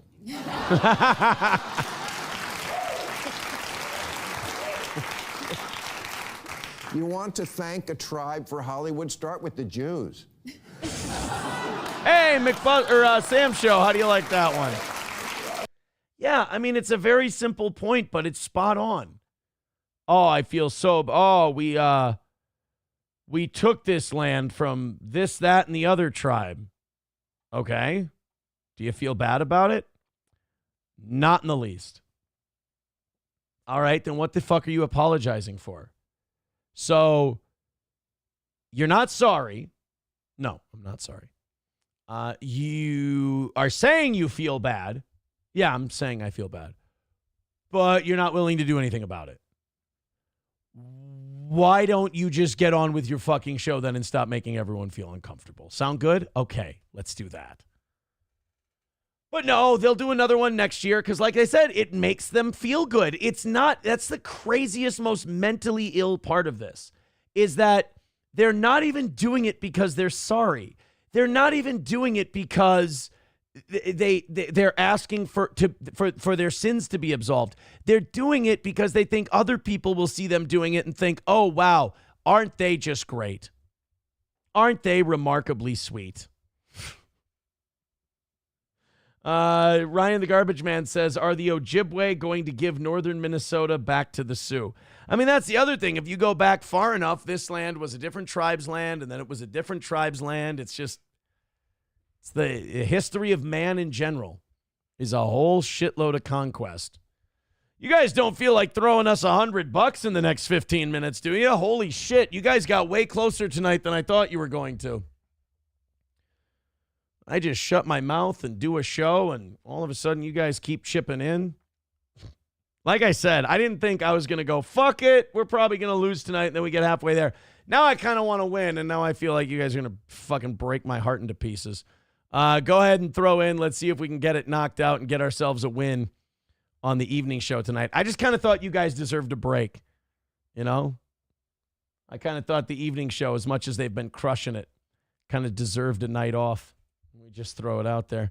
Let's go to this LeBron thing. You know, LeBron, I've never been a big LeBron fan, but this last week has really raised my LeBron hatred quite a bit. So there was the incident that he had with Stephen A. Smith last week, which if you didn't see it, Stephen A. Smith has been really hard on Bronny James, LeBron's kid, who's having a fucking terrible year. He doesn't deserve to be in the NBA. He needs to be in the developmental league where he can play against lesser competition and sharpen his skills. He is there purely based on nepotism. But we didn't force him to play basketball. We didn't make him go into the NBA. That's not something that commentators and show hosts did. So Stephen A. Smith is criticizing a player that he doesn't feel is any good. LeBron got in his face on the court before a game, put his finger in his face, and fucking lectured him. Basically gave him the old keep my son's name out your fucking mouth. That is such bullshit and so unfair. Look, I understand being a father, but if you're a father who's in a certain industry and there's a guy whose job it is to critique that industry, he gets to criticize your kid. If LeBron's kid was playing in like a high school league and Stephen A. Smith is watching tape and going, yeah, LeBron's James kid's terrible. He should be in the JV. He doesn't even belong in varsity. That would be fucked up, and everybody should be upset with Stephen A. Smith if he does that. But that's not what he did. Stephen A. Smith did not criticize LeBron James' kid. Stephen A. Smith criticized a professional basketball player who was putting up shitty numbers. He was a second-round draft pick. He should have been a free agent pickup. And I believe he's averaging less than a point a game. He stinks. He's terrible. And that's fair criticism for Stephen A. to have. I'd be pissed if I were one of LeBron's teammates and Stephen A. Smith was giving me shit. Oh, you're not going to stick up for me, but you'll stick up for your kid. Your kid, by the way, who's making millions of dollars he hasn't earned just because he's your son. And so your kid gets to have all the trappings of a professional athlete's lifestyle based on you, but nobody can criticize him. Wow, that's convenient, LeBron. So there was that, and then there was this. LA was playing Boston Saturday night. And LeBron James, who to me is infamous for flopping. I don't know if you ever see it. I'm sorry for the criticism I give soccer players because LeBron James is one of the biggest floppers you're ever going to see. Anybody gets even close to LeBron James. You got to remember, this guy's what, 6'9", 250 pounds, big, bad, big, strong motherfucker. He's a giant. But if somebody taps him on the arm, he goes flailing all over the place like he stepped on a landmine. He's just as bad as a soccer player. This is LeBron James against Boston Saturday night. This is embarrassing, and he should have been penalized for this. Watch it. Watch LeBron here.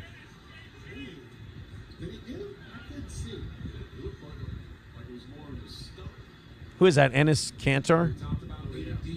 No, Tatum. That's not Tatum. Sorry about that. Watch this. Watch his arm. Arm goes into his chest. He's driving around LeBron. His arm makes contact with his chest, and LeBron acts like he's been elbowed in the mouth. What a pussy. Watch this. No, his right elbow did not hit him. Oh, my God.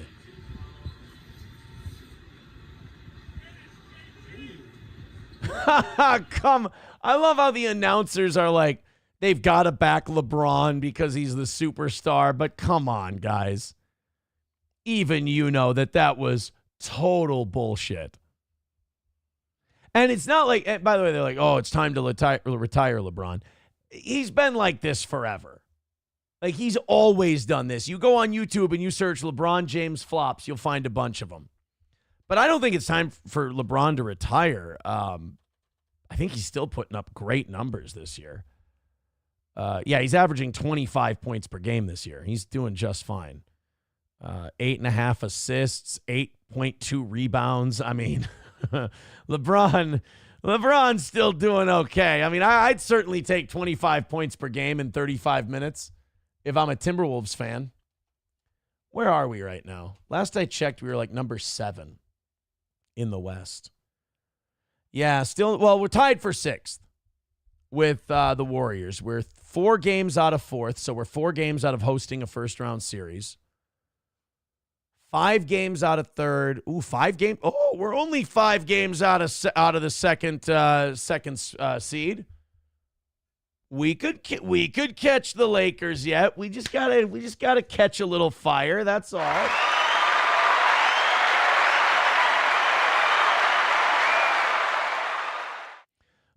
No Pen 15 Fathead with $2 says, what about LeBron's mental? Look, I've never thought he was like, that's kind of what's always set him behind Jordan to me, is that he didn't have that mental edge, that psychological edge that Michael Jordan had. That's what always has, to me, made it Jordan, Kobe, LeBron.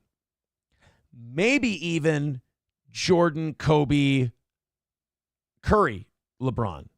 But he's remarkably talented. You can't take away the fact that the guy's got skills.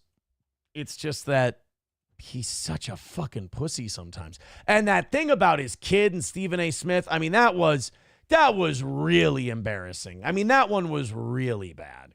Let's go into one more thing here, and then, look, we're $100 away. Maybe we hit tonight. I didn't think we were going to hit tonight's goal. I thought, it's nice out in Minnesota. People are going to be outside enjoying the nice evening. I was pretty sure our numbers were going to be down tonight. We did hit 300 for a little while, but I kind of assumed our numbers would be down this evening. And I was kind of thinking, look, we've had 4 perfect weeks in a row. Holy shit, maybe these guys are going to knock it out, though. I don't know. We'll find out in a few minutes here. Actually, we've had 0 PayPal tonight, so we've done it all through Rumble, Venmo, and YouTube. If you want to throw something in on the old PayPal. If you want overtime tonight, I guess it is an option. I didn't think it was going to be. But you guys are way too nice, and you're probably driving a lot of haters fucking insane right now. I did want to throw a little St. Cloud news at everybody. By the way, did you know we have a speakeasy here? I just found out about this, or at least I've just been reminded of it this weekend. When I've got time, I got to go check that out. Downtown St. Cloud Bar is reopening under new ownership and a new look. The Steel Wolf is set to reopen under new ownership the week of March 23rd. Dude, they're going to go with karaoke nights. They're going to basically go with cribbage, darts. They're basically opening an Aaron Imholt bar. Cribbage, trivia, darts, karaoke. How do I not love? I'm probably going to love this place. The only problem is, dude, opening up a bar in downtown St. Cloud is tough because the college keeps losing people because they stopped being a party school. The economy is still shaky. I don't know if it's going to work out, man. I'm hoping for the best because, like I said, they opened a bar just for me. But I don't know. I would say that I'll give it a 50-50 shot. I'll give it a coin flip shot of making it.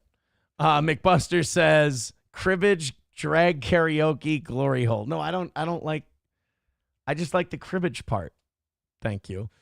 All right, guys, 5 minutes left. Let's see if we can knock out $105 or maybe, $55.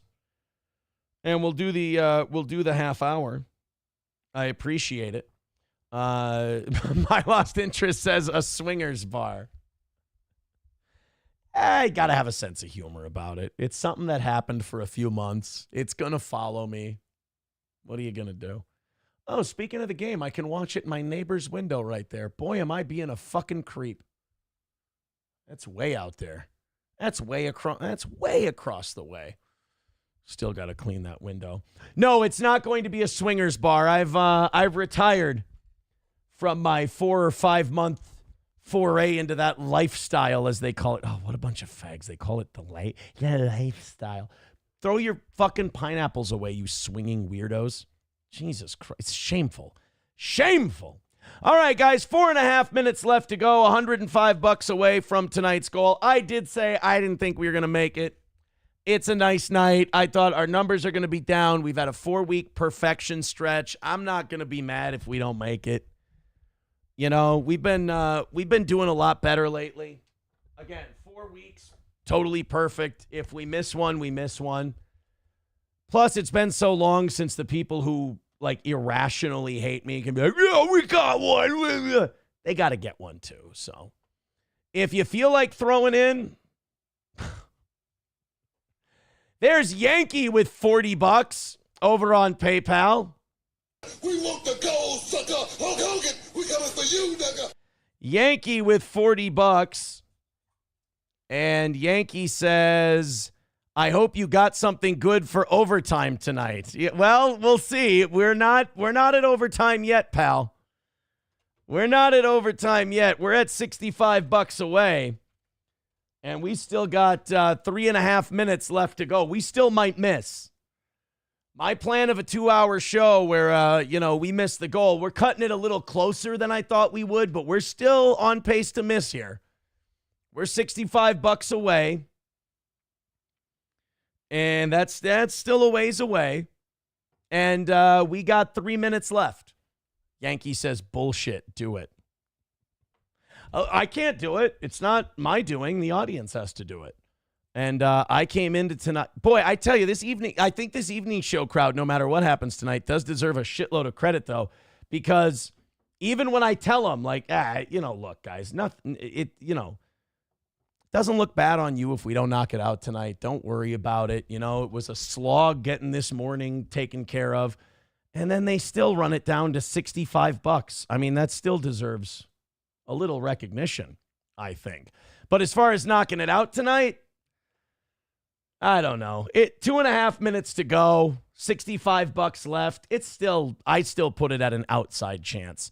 There's Gray Duckling with just $1. See, they only got a dollar in them at a time. I think it's like I said, all good streaks have to come to an end. So at $65 away is a lot better than I thought we were going to do tonight. And no, my lost interest, this is not double reverse psychology. Not at all. If you tuned into the beginning of the show, I'm like, look, guys, it took a lot to knock out this morning's goal. I was very happy that we did, but I don't want to do that again tonight. So we did a really fun show. We went topic to topic. And then these fuckers they got it a lot closer than I thought they would. So I think they deserve a lot of credit. $65 away, minute and a half left. We do have a lot for overtime. I mean, to answer Yankees' question, but like I said, I think we're gonna miss by a little bit here. We've got 1:15 to go, and we're still $65 away. That's still a long ways off. There's Gray Duckling with $2. Oh, see, I told you. Just $2. That's all that's left. The tank hath runneth dry, as it were. 1 minute to go. We've got Anonymous Fake Dono with $10. Oh, well, wait a minute. What does that mean? That means we're at 55, so I'm still home free for no OT. $55 away, and we have 45 seconds left, and we're $55 away. You guys did a great job. I really appreciate it. You've done very, very well. Way better than I thought we'd do tonight. And we've had a great time. I see this as an absolute win. There's $4 from Gray Duckling. That's going to put us at an even $50. So technically, we'd still need $1 if we're going to keep going into overtime. 20 seconds left to go. $50 away. And then you still got to knock it out once we go to overtime. All right, get ready for the 10-second countdown. Here we go. 10, 9, 8, 7, 6, 5, 4, 3, 2, 1. Hey, there is no shame in that. Like I said, you guys got a lot further tonight than I ever thought you were going to by getting to fit. Oh, hold on. God damn it. It's always right at the fucking buzzer. Thank you guys very much for your generosity. There's Gray Duckling with another $8. Oh, you want to do it this way? $42. We're going to do it $1 or $2 at a time now. We're going to go $42. And now we're going to do this $1 or $2 at a time. All right. If you want to do it, let's go. We're doing overtime, boys and girls. Thank you very much for your generosity on a night where I was not planning to do overtime. We still have a ton. Minnesota's getting really shit on for this Love is Blind show. Apparently, we're all gay. I haven't watched any clips of this, but I've been reading all weekend just different news stories and other shit that, like, Love is Blind Minnesota is and I didn't even know Love is Blind was a show. But apparently this chick left a guy at the altar, and she's a Minnesotan. And the reason she left him at the altar apparently was because he didn't have an opinion on Black Lives Matter, and his church wasn't pro-LGBTQ. Now, okay, not having an opinion on Black Lives Matter, look, that can be retarded, that can be really stupid, but still, like, okay, whatever. Let's put that over here in this category. A church not being pro-LGBTQ, what the fuck is a church then? You know what I mean? Like, a church by definition is supposed to be anti-LGBTQ. Now I'm trying to do math here on the fly. 6, 7, and 8 is 15%. Puts Gray at 46. Mussolini Diff with $1. Thank you very much. That puts him at 36, right under Gray. Thank you, buddy. $41 away from tonight. So let's watch this together because I have not seen this. But everyone's shitting on Minnesota over this as if we're the dumbest motherfuckers who ever lived. It's Love is Blind, Minnesota, and a woman leaves a guy at the altar because of politics. Now, I'll be honest with you, I don't really see Minnesota as a, like, leaving someone over politics kind of a state. I always thought we were kind of above all that shit. Apparently, I haven't been paying attention. Thank you to Toe Rogan for the $2. That's $1.40. So now we're at $39.60. Now we're doing this bit tonight, huh? I went from saying, guys, we can lose tonight. It's okay. Don't worry about it. To now, you guys are doing the $1, $2 thing. We're at $39.60 for tonight's goal. Go ahead and knock it out. Thank you very much for your contributions. Let's go ahead and watch this. Love is Blind. Well, first, because I'm kind of going into this blind. What is Love is Blind? It's a TV show, promotes itself as a social experiment. It's aired for 7 seasons. It follows an equal number of men and women hoping to find love. For 10 days, the men and women date each other in purpose-built pods, small rooms where they can talk to each other by speaker but not see each other except through a blue translucent barrier that allows no visual detail. The cast members are initially paired in a speed dating format but later can choose to have longer dates. The daters may extend a marriage proposal whenever they feel ready. A couple meets face-to-face only after a marriage proposal is accepted. Can I tell you something? This is where Republicans lost the gay marriage argument, by the way. Republicans lost the gay marriage argument back in the early 2000s when they started doing shit like The Bachelor, The Bachelorette, all of these marry me in a week fucking shows. When you start doing those, it becomes hard to preach about the sanctity of marriage. Oh, marriage is between a man and a woman, and it's sacred. We can't let gays do it. Oh, you mean that thing we do on TV when some lady blows a guy during a commercial break and then says, well, you want to make this legit? Like, that's the sanctity of marriage? Kind of hard to not let gays do it when we're playing around with it like this. So they did it in Minnesota this year. And apparently this lady was all ready to marry this guy because that's how you get married. You meet someone, you talk to him through a speaker a few different times, and then you go, yeah, I think we're set. But then she finds out that he didn't cry at George Floyd's funeral. And we also find out that he thinks God is not a big fan of homosexuality. How dare he? I love you so much. But I've always wanted a partner to be on the same wavelength. She's fucking crazy. You leave. She's fucking crazy. You leave. She's fucking crazy. You leave. Isn't it amazing, too, that when they do these shows, this is how you know these shows are so fucking stupid and they're so staged. Isn't it amazing that the guy she picks isn't the ugliest man alive? Like, it's never a 350-pound dude who just happens to be super fucking sweet. It's always, wow, he also so happens to have a great hairline. Jealous. He also happens to have a great hairline, a good jaw, and seems relatively attractive. Wow.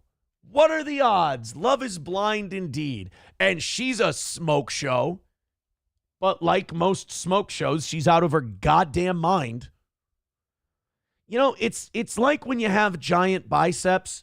Nobody looks and sees that your tricep is flabby. You don't need to work that muscle because the money muscle is right here and everyone can see it. So like if you're a super hot chick, you don't have to get smart. It's not going to buy you anything. It's not going to get you anywhere. You're fucking hot. It's going to be easy. And so today I can't. Wow. Wow. I'm sorry, but I don't want that to be misunderstood. I still love you and everything about you is amazing. Wow. Ladies and gentlemen, I bring you modern women. Modern women, boys and girls. I love everything about you and everything is amazing, but I'm afraid of my own failure and I'm afraid that I'll fuck this up. So I'm going to find some very minor thing about you and then sabotage the fuck out of this whole thing. And then at the end, I'm going to call you a piece of shit. Because he's perfect. She loves him. He's amazing. But now she can be the victim because he doesn't care about racial equality and he is a homophobe. So he's a monster and a terrible guy. It would have never worked. You never gave him a fucking chance. And how about you two can feel differently about shit and you can still love each other? So the fact of the matter is, this is modern femininity. Femininity? This is, I'm super hot. He's a good guy. I love him very much. This could work. Oh my God, I have to sabotage it. But here's the key. Now, a woman can't just sabotage a good thing. She has to sabotage it in a way where she can also be a victim. I'm not saying this is all women. These are just the really rotten, shitty ones. The good ones, CJ said, CJ goes, you sound like the whatever guys. Thank you for the $2, by the way.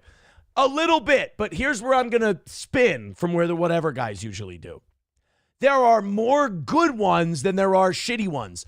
We as men are dog shit, and we're drawn to the really sparkly, shitty ones. The ones that are here. Let me show you what a normal hot girl looks like. Ready? This is what a normal hot girl looks like. This is her just out in public. That doesn't really draw you to them, right? And I'll tell you why. Because they're not trying to be picked. They're being fucking normal. They're going about their day. She has resting bitch face. No, she's fucking normal. All normal people have resting bitch face because they're thinking about what they have to do that day. They're thinking about the next thing on their checklist. That's what a good woman is doing. Oh, you know which one looked like a lot of fun? Which one? The one that was going like this and going, I'm like one of the guys. How are you guys doing? You're in the fucking grocery store picking out produce. You shouldn't be this bubbly. Red flag. But guys are dumb. That's not a woman's fault, by the way. That's a pick-me technique. Guys fall for it. So that's where the whatever guys are retarded. It's a man's fault. Men encourage this behavior because men pick it. So don't blame women. I get this bad rap that I'm some kind of misogynist. I'm not. I'm pro-woman. I love women. I think guys are fucking retarded, myself included. Because we reward stupid behavior. Women do too. Women reward stupid behavior from dipshit guys. 100%. Cuts both ways. But I'm just talking about my own gender here. You want a really awesome woman? Pick the one that's not trying to be awesome for you. Pick the one that's just fucking normal. And take it from me. You know why I'm so adamant about this? A lifetime of fucking pain having to learn the lesson. But I have a sense of humor about it. Finally got the shit right. But first I had to go, let's fuck this up a few more times. Christ almighty, Aaron, what the hell's wrong with you? You're scaring people. You're going to get a wellness check. Thank you very much to CJ. Loaded Wrench with $2 says Aaron Tate.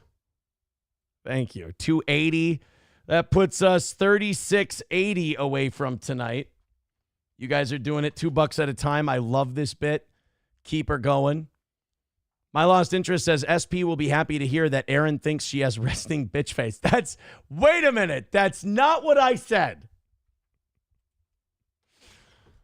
Is it bad that My Lost Interest is quickly becoming one of my favorites? Usually Clippers are mentally ill and weird. Is My Lost Interest not mentally ill and weird, or am I just missing it? But no, SP doesn't have resting bitch face. SP is a wonderful, amazing, professional, adult, beautiful woman who doesn't have anything to prove to anybody, and I like that. Because I went for pick-me's, and they're goddamn nightmares, they're problems. Because no matter how much you give a pick-me, no matter how well you treat them, no matter how much you take care of them, no matter how much you make life fucking easy street for them, if one thing doesn't go their way, you're a bastard, you're a monster, you're an evil guy. Never take responsibility for your own actions because no man has ever made you do it. You've gaslit the fuck out of them. And that you spin them in knots, and then they go, it must be my fault. So I'm telling you right now, this guy on this Love is Blind, he's being done a favor. No Pen 15 Fathead with 63 cents. Now I have to do fucking math. All right, I can do this. 80, 34, 77 is where we're at. Oh, God, you guys are going to do this now, aren't you? We got 18 minutes left. 34-77 away from tonight. Didn't I say that we don't need to do overtime tonight, and I'm fine with taking an L, and we'll restart a new streak? Now you guys are 34-77 away. Thank you. I have to babysit these fucking weirdos. Jesus, fuck the faggotry on YouTube. Well, they're probably just mad that I'm not doing what they want me to do. I can't help it. Let's continue on with this woman. Wow, I'm already mad at her. We're 25 seconds in. Mm-hmm. And I care about you so much. I care about you too. And I love you so much. Oh, God, fucking no. Fucking stop it. Walk away. You're fine, dude. You will be okay. You will be all right. I know I want to stay with you and keep growing our relationship if you'll let me. We'll see. Yeah, that giggle right there. Go. Leave. Both of you. That's a sign of dishonesty. That's a telltale dishonesty. We'll see. That's a no with Minnesota Nice. See, this is really exposing us. This is giving the game away. We'll talk about that. Okay. I love you. I love you so much. Liars. Liars, the both of you. You just met. I know that the connection we have is so real, and my heart is there. But we talked about a lot of the values that I hold so close to my heart. So why are we here at the altar part? Why are you at the wedding part? Ratings, that's why. Attention and ratings. I bet you the producers kind of put them up to this too. Making this decision, my mind is telling me I can't. Right, let's get all of our families together and cameras and lights and a pastor and all this other shit. And then, oh, God. I'd hate this if it was in a movie. Hey, Dylan Mulvaney in 40 years. Are you okay?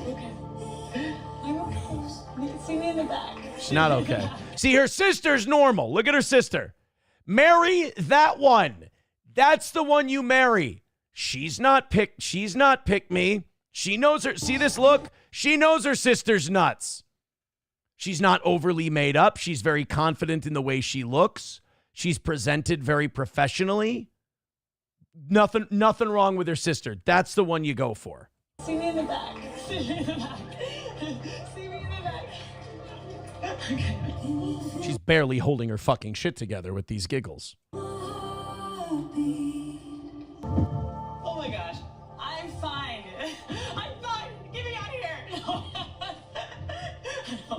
You guys were... She just wanted to dress in the pretty dress and get her hair totally done and everything. Oh my God. I'm okay. I don't know. I feel kind of numb. You should be used to that. You don't feel. You pretend to feel what you think the guy you're trying to hook in, what you think he wants you to feel. Yeah. Oh yeah. Because it's sad. Like, I was really excited about Ben, and I'm like, he's such a great person. I just like. Come on, give it a shot. I bet you can destroy him. Come on, it'll be fun. No, come on, it'll be fun. He'll let you wreck his entire life. I promise. He's a nice, decent guy. He will let you break him. And then when it's all over, you can blame him for it like you're going to anyway. It'll be great. Get back in there. Come on, you got a whole lifetime, well, a few years to look forward to. What? I just hope I made the right decision. You know what you should have done? Hastily run away. No, you think you made the right... You want to know if you made the right decision. You know what you should have done? Gone on a show where you try to fall in love and get married in a week. That was the call. Hi, guys. Oh, my I'm a remarkably indecisive person who at 28 still doesn't know who the fuck I am. You know what I should do? Go on a show where I have to fall in love in a week. That'll be good for my impulsive behavior. Love you. Love you. It was a lot, but we're rolling with it. I just want to talk to her. Yeah. Don't. There is no reason for you to talk to her. This is done. You've been done a great favor. Accept your favor. Go talk to her sister. I mean, I knew the whole time coming into this, the time frame, like, that's not, like, I feel like I know him. Like, really. Yeah. Like, I remember, like, I asked him about, like, Black Lives Matter, and I'm no expert. But Stop right there. Done. I think you can wrap it up right there. You're no expert. Perfect. like, when I asked him about it, he was like, I guess I never really thought too much about it. That affected me, especially. You white bread lady. That affected you. If he was marrying a black woman and she asked him that question, he said, I never really thought about it. She'd be like, well, we'll talk about it at some point. But anyway, we got to keep planning the wedding here. What do you think about this for the archway? Is that good, or do you think that's a little too much? Ugh. In our own city, like, how could it not? How did it not make you think about something? I asked him to, like, what his church's views are, and he said he didn't know. And so then I watched a sermon online. From his church? About, sexual identity. Okay. And it was traditional. Wow, what an asshole. That guy really sucks. God. I told that to Ben.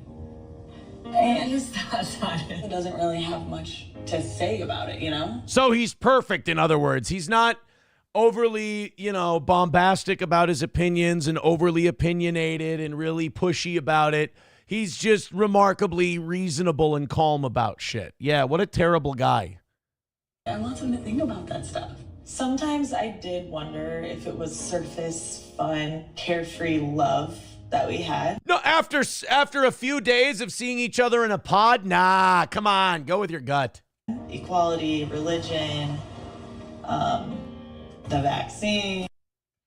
It's almost like the two of you should be together for maybe a couple of years before you decide if you should be taking this step. Jesus Christ. My Lost Interest says, surprise show ending. She reveals she's a transgender dude.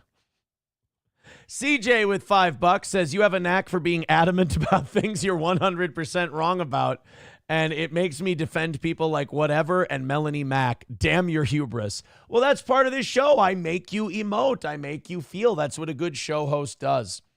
Red Fox Mad with $4.99 says, I hope the Vikings sign Aaron Rodgers as the starting QB in 2025 and JJ McCarthy steps in the middle of the year. No. Don't put that evil on me, Ricky Bobby. 27-77 away from tonight's goal. You guys, I came into tonight saying, I don't care if we hit it tonight, guys. We don't have to do overtime. Don't worry about it. No big deal. Now you're going to get me under 50. You're going to put me up to do the overtime, and you're going to leave me 27-77 behind. That sounds about right. I'll be honest with you. That sounds about right. Streamlabs, PayPal, Rumble Rants, Super Chats. Do it $20 at a time. Do it $2 at a time. You bastards. Behind in the chat, are we done talking about stupid NFL shit yet? Yeah, we only did the NFL stuff for about the first 10 minutes. And but now that you brought it up, have the Vikings signed anyone? Vikings. Well, it looks like we've got... Nope. No, Vikings fans free of the center being tossed in the QB's lap. Oh, yeah, because we signed Ryan Kelly.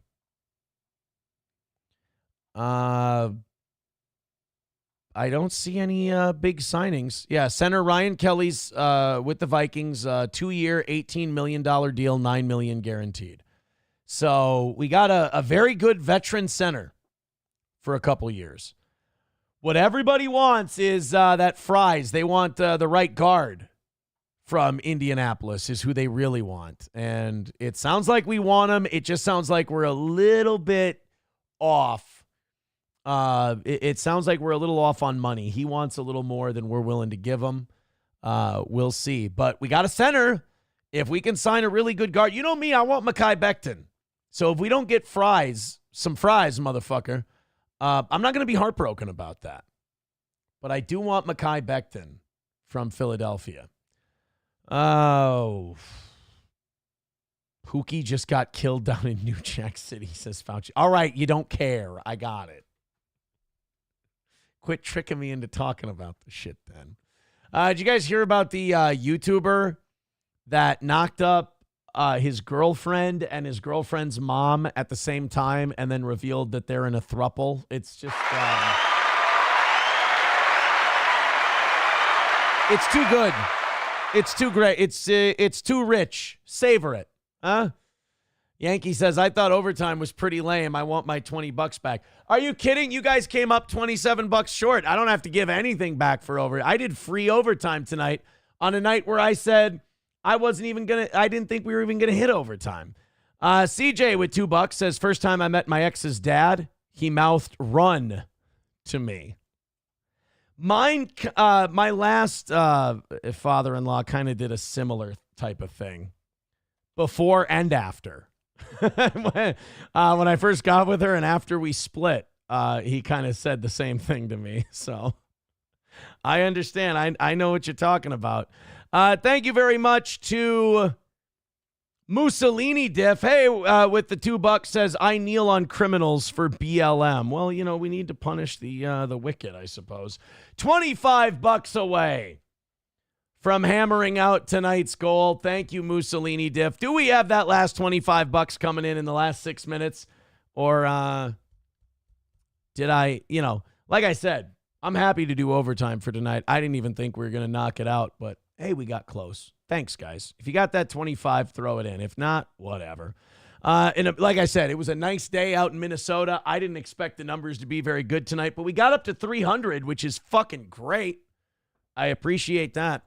An American YouTuber who claimed he impregnated his girlfriend and her mother has come clean about their pregnancy announcement, but still insists their three-way relationship is real. Nick Yardy, 29, horrified the internet when he recently announced his 22-year-old adult entertainer girlfriend, Jade, of course, and her mom, Danny, 44, were both pregnant with his children. I mean, if we lived in a world that was trying to clean itself up, and if we lived in a culture that was going to have freedom for everyone, we would clean up this shit. Like, we would go, all right, you three have to go. Like, the rest of us are going to have freedom, and the rest of us are going to have a nice culture, and the rest of us are going to have a good, clean world. But you guys got to go. Why? What crime have we committed? It's not so much a crime. You just give people the ick in general, and we just would rather not have you around. We're not going to lock you up. We're not going to put you in a camp. We're just going to ship you somewhere, and you can go build a world there. It'll be fine. By the way, don't think anything of it, but that's the guy who's got a porn girlfriend and knocked up her and her mother, for what it's worth. God, porn girls are so broken. There's never... Stop trying to, go with OnlyFans and all this shit. We're going to find a kind of porn where the girls don't have mental illness and aren't fucking crazy. It's not going to happen. The people who are drawn to that kind of exhibitionism are going to be fucked up because it's not a normal way to be. That something will have had to happen to them. Don't worry. They're going to be you hear OnlyFans or porn, they're going to be fucked up. But while he's just admitted that the video, which has amassed hundreds of thousands of views, was a skit for followers, he maintains the throuple's family life is 100% authentic. Okay, so he says the babies thing is a skit, but the relationship is real. Whew. I mean, still degenerate horseshit nonsense and completely retarded. You're in a relationship with your mom? No, that doesn't work. But I knocked them both up. Ha, it was a joke we did for YouTube. Oh, well, you guys sure did get us. You knocked up both of the girls. It was just a joke. Oh, boy, I tell you. Aren't we suckers over here? By the way, this mic is precariously hanging on the edge here. It's hanging on for dear life. And I don't know if it's going to make it the last 3 minutes. Oh, no. Here, you know what? Let's just do this, and then I'll take care of it after the show. There. Now I don't have to worry about it falling down. I just took it down on my own, and for the last 3 minutes. Yeah. Yankee writes, har har. Yeah, good one. Ha, I'm just fucking with you. I am fucking the girl and her mom, but we're not pregnant. Ha ha, joke's on you guys. Yep, you got us. Boy, I tell you, is this a good one? By the way, bigot on socialist media and everyone else laughing very hard at the mic trick I just pulled. If that's not worth a $25 to call it a win for the toe tonight, I don't know what is. I don't know what is. So get that 25 in there in the next 2 minutes, and let's call it a win for the toe. You guys made me do this, by the way. I came into tonight going, if we miss by 200, I'm fine with it. Now you got me to 25, and you got the inner greedy you-know-what in me. And now I'm like, well, shit, if we're going to bring it this far, might as well go the rest of the way. CJ with $2 says, I now support legally aborting adults. MSO says the kid and his uncle will be the same age. All right, now it's 2360 away from tonight. MSO says, now pull that rug off. You think if I was going to wear a wig, it would look like this? If I was to get like a hair treatment product or plan or anything like that, I wouldn't pick this fucking thing. Are you kidding? By the way, I'm just kidding. We're going to knock out tonight's goal because we're going to get a donation from Steel Toe. Mussolini Diff with $2 says 2 women and 1 smoke detector chirp later. That's how you know the water broke. 2220 is how much I'm going to have to throw at us tonight to keep the perfect night or the perfect week going. A measly 2220. You guys did great tonight. Holy shit. Thank you so much for your generosity. This has been incredible. I mean, we fucking did it. We really did. You guys have had an incredible evening of generosity to the toe, and I've done the last 3 minutes of the show with my mic in my lap. Isn't that something? Well, guys. But I'm afraid I've got some bad news. It's another win for the toe. We've just knocked out our last $20.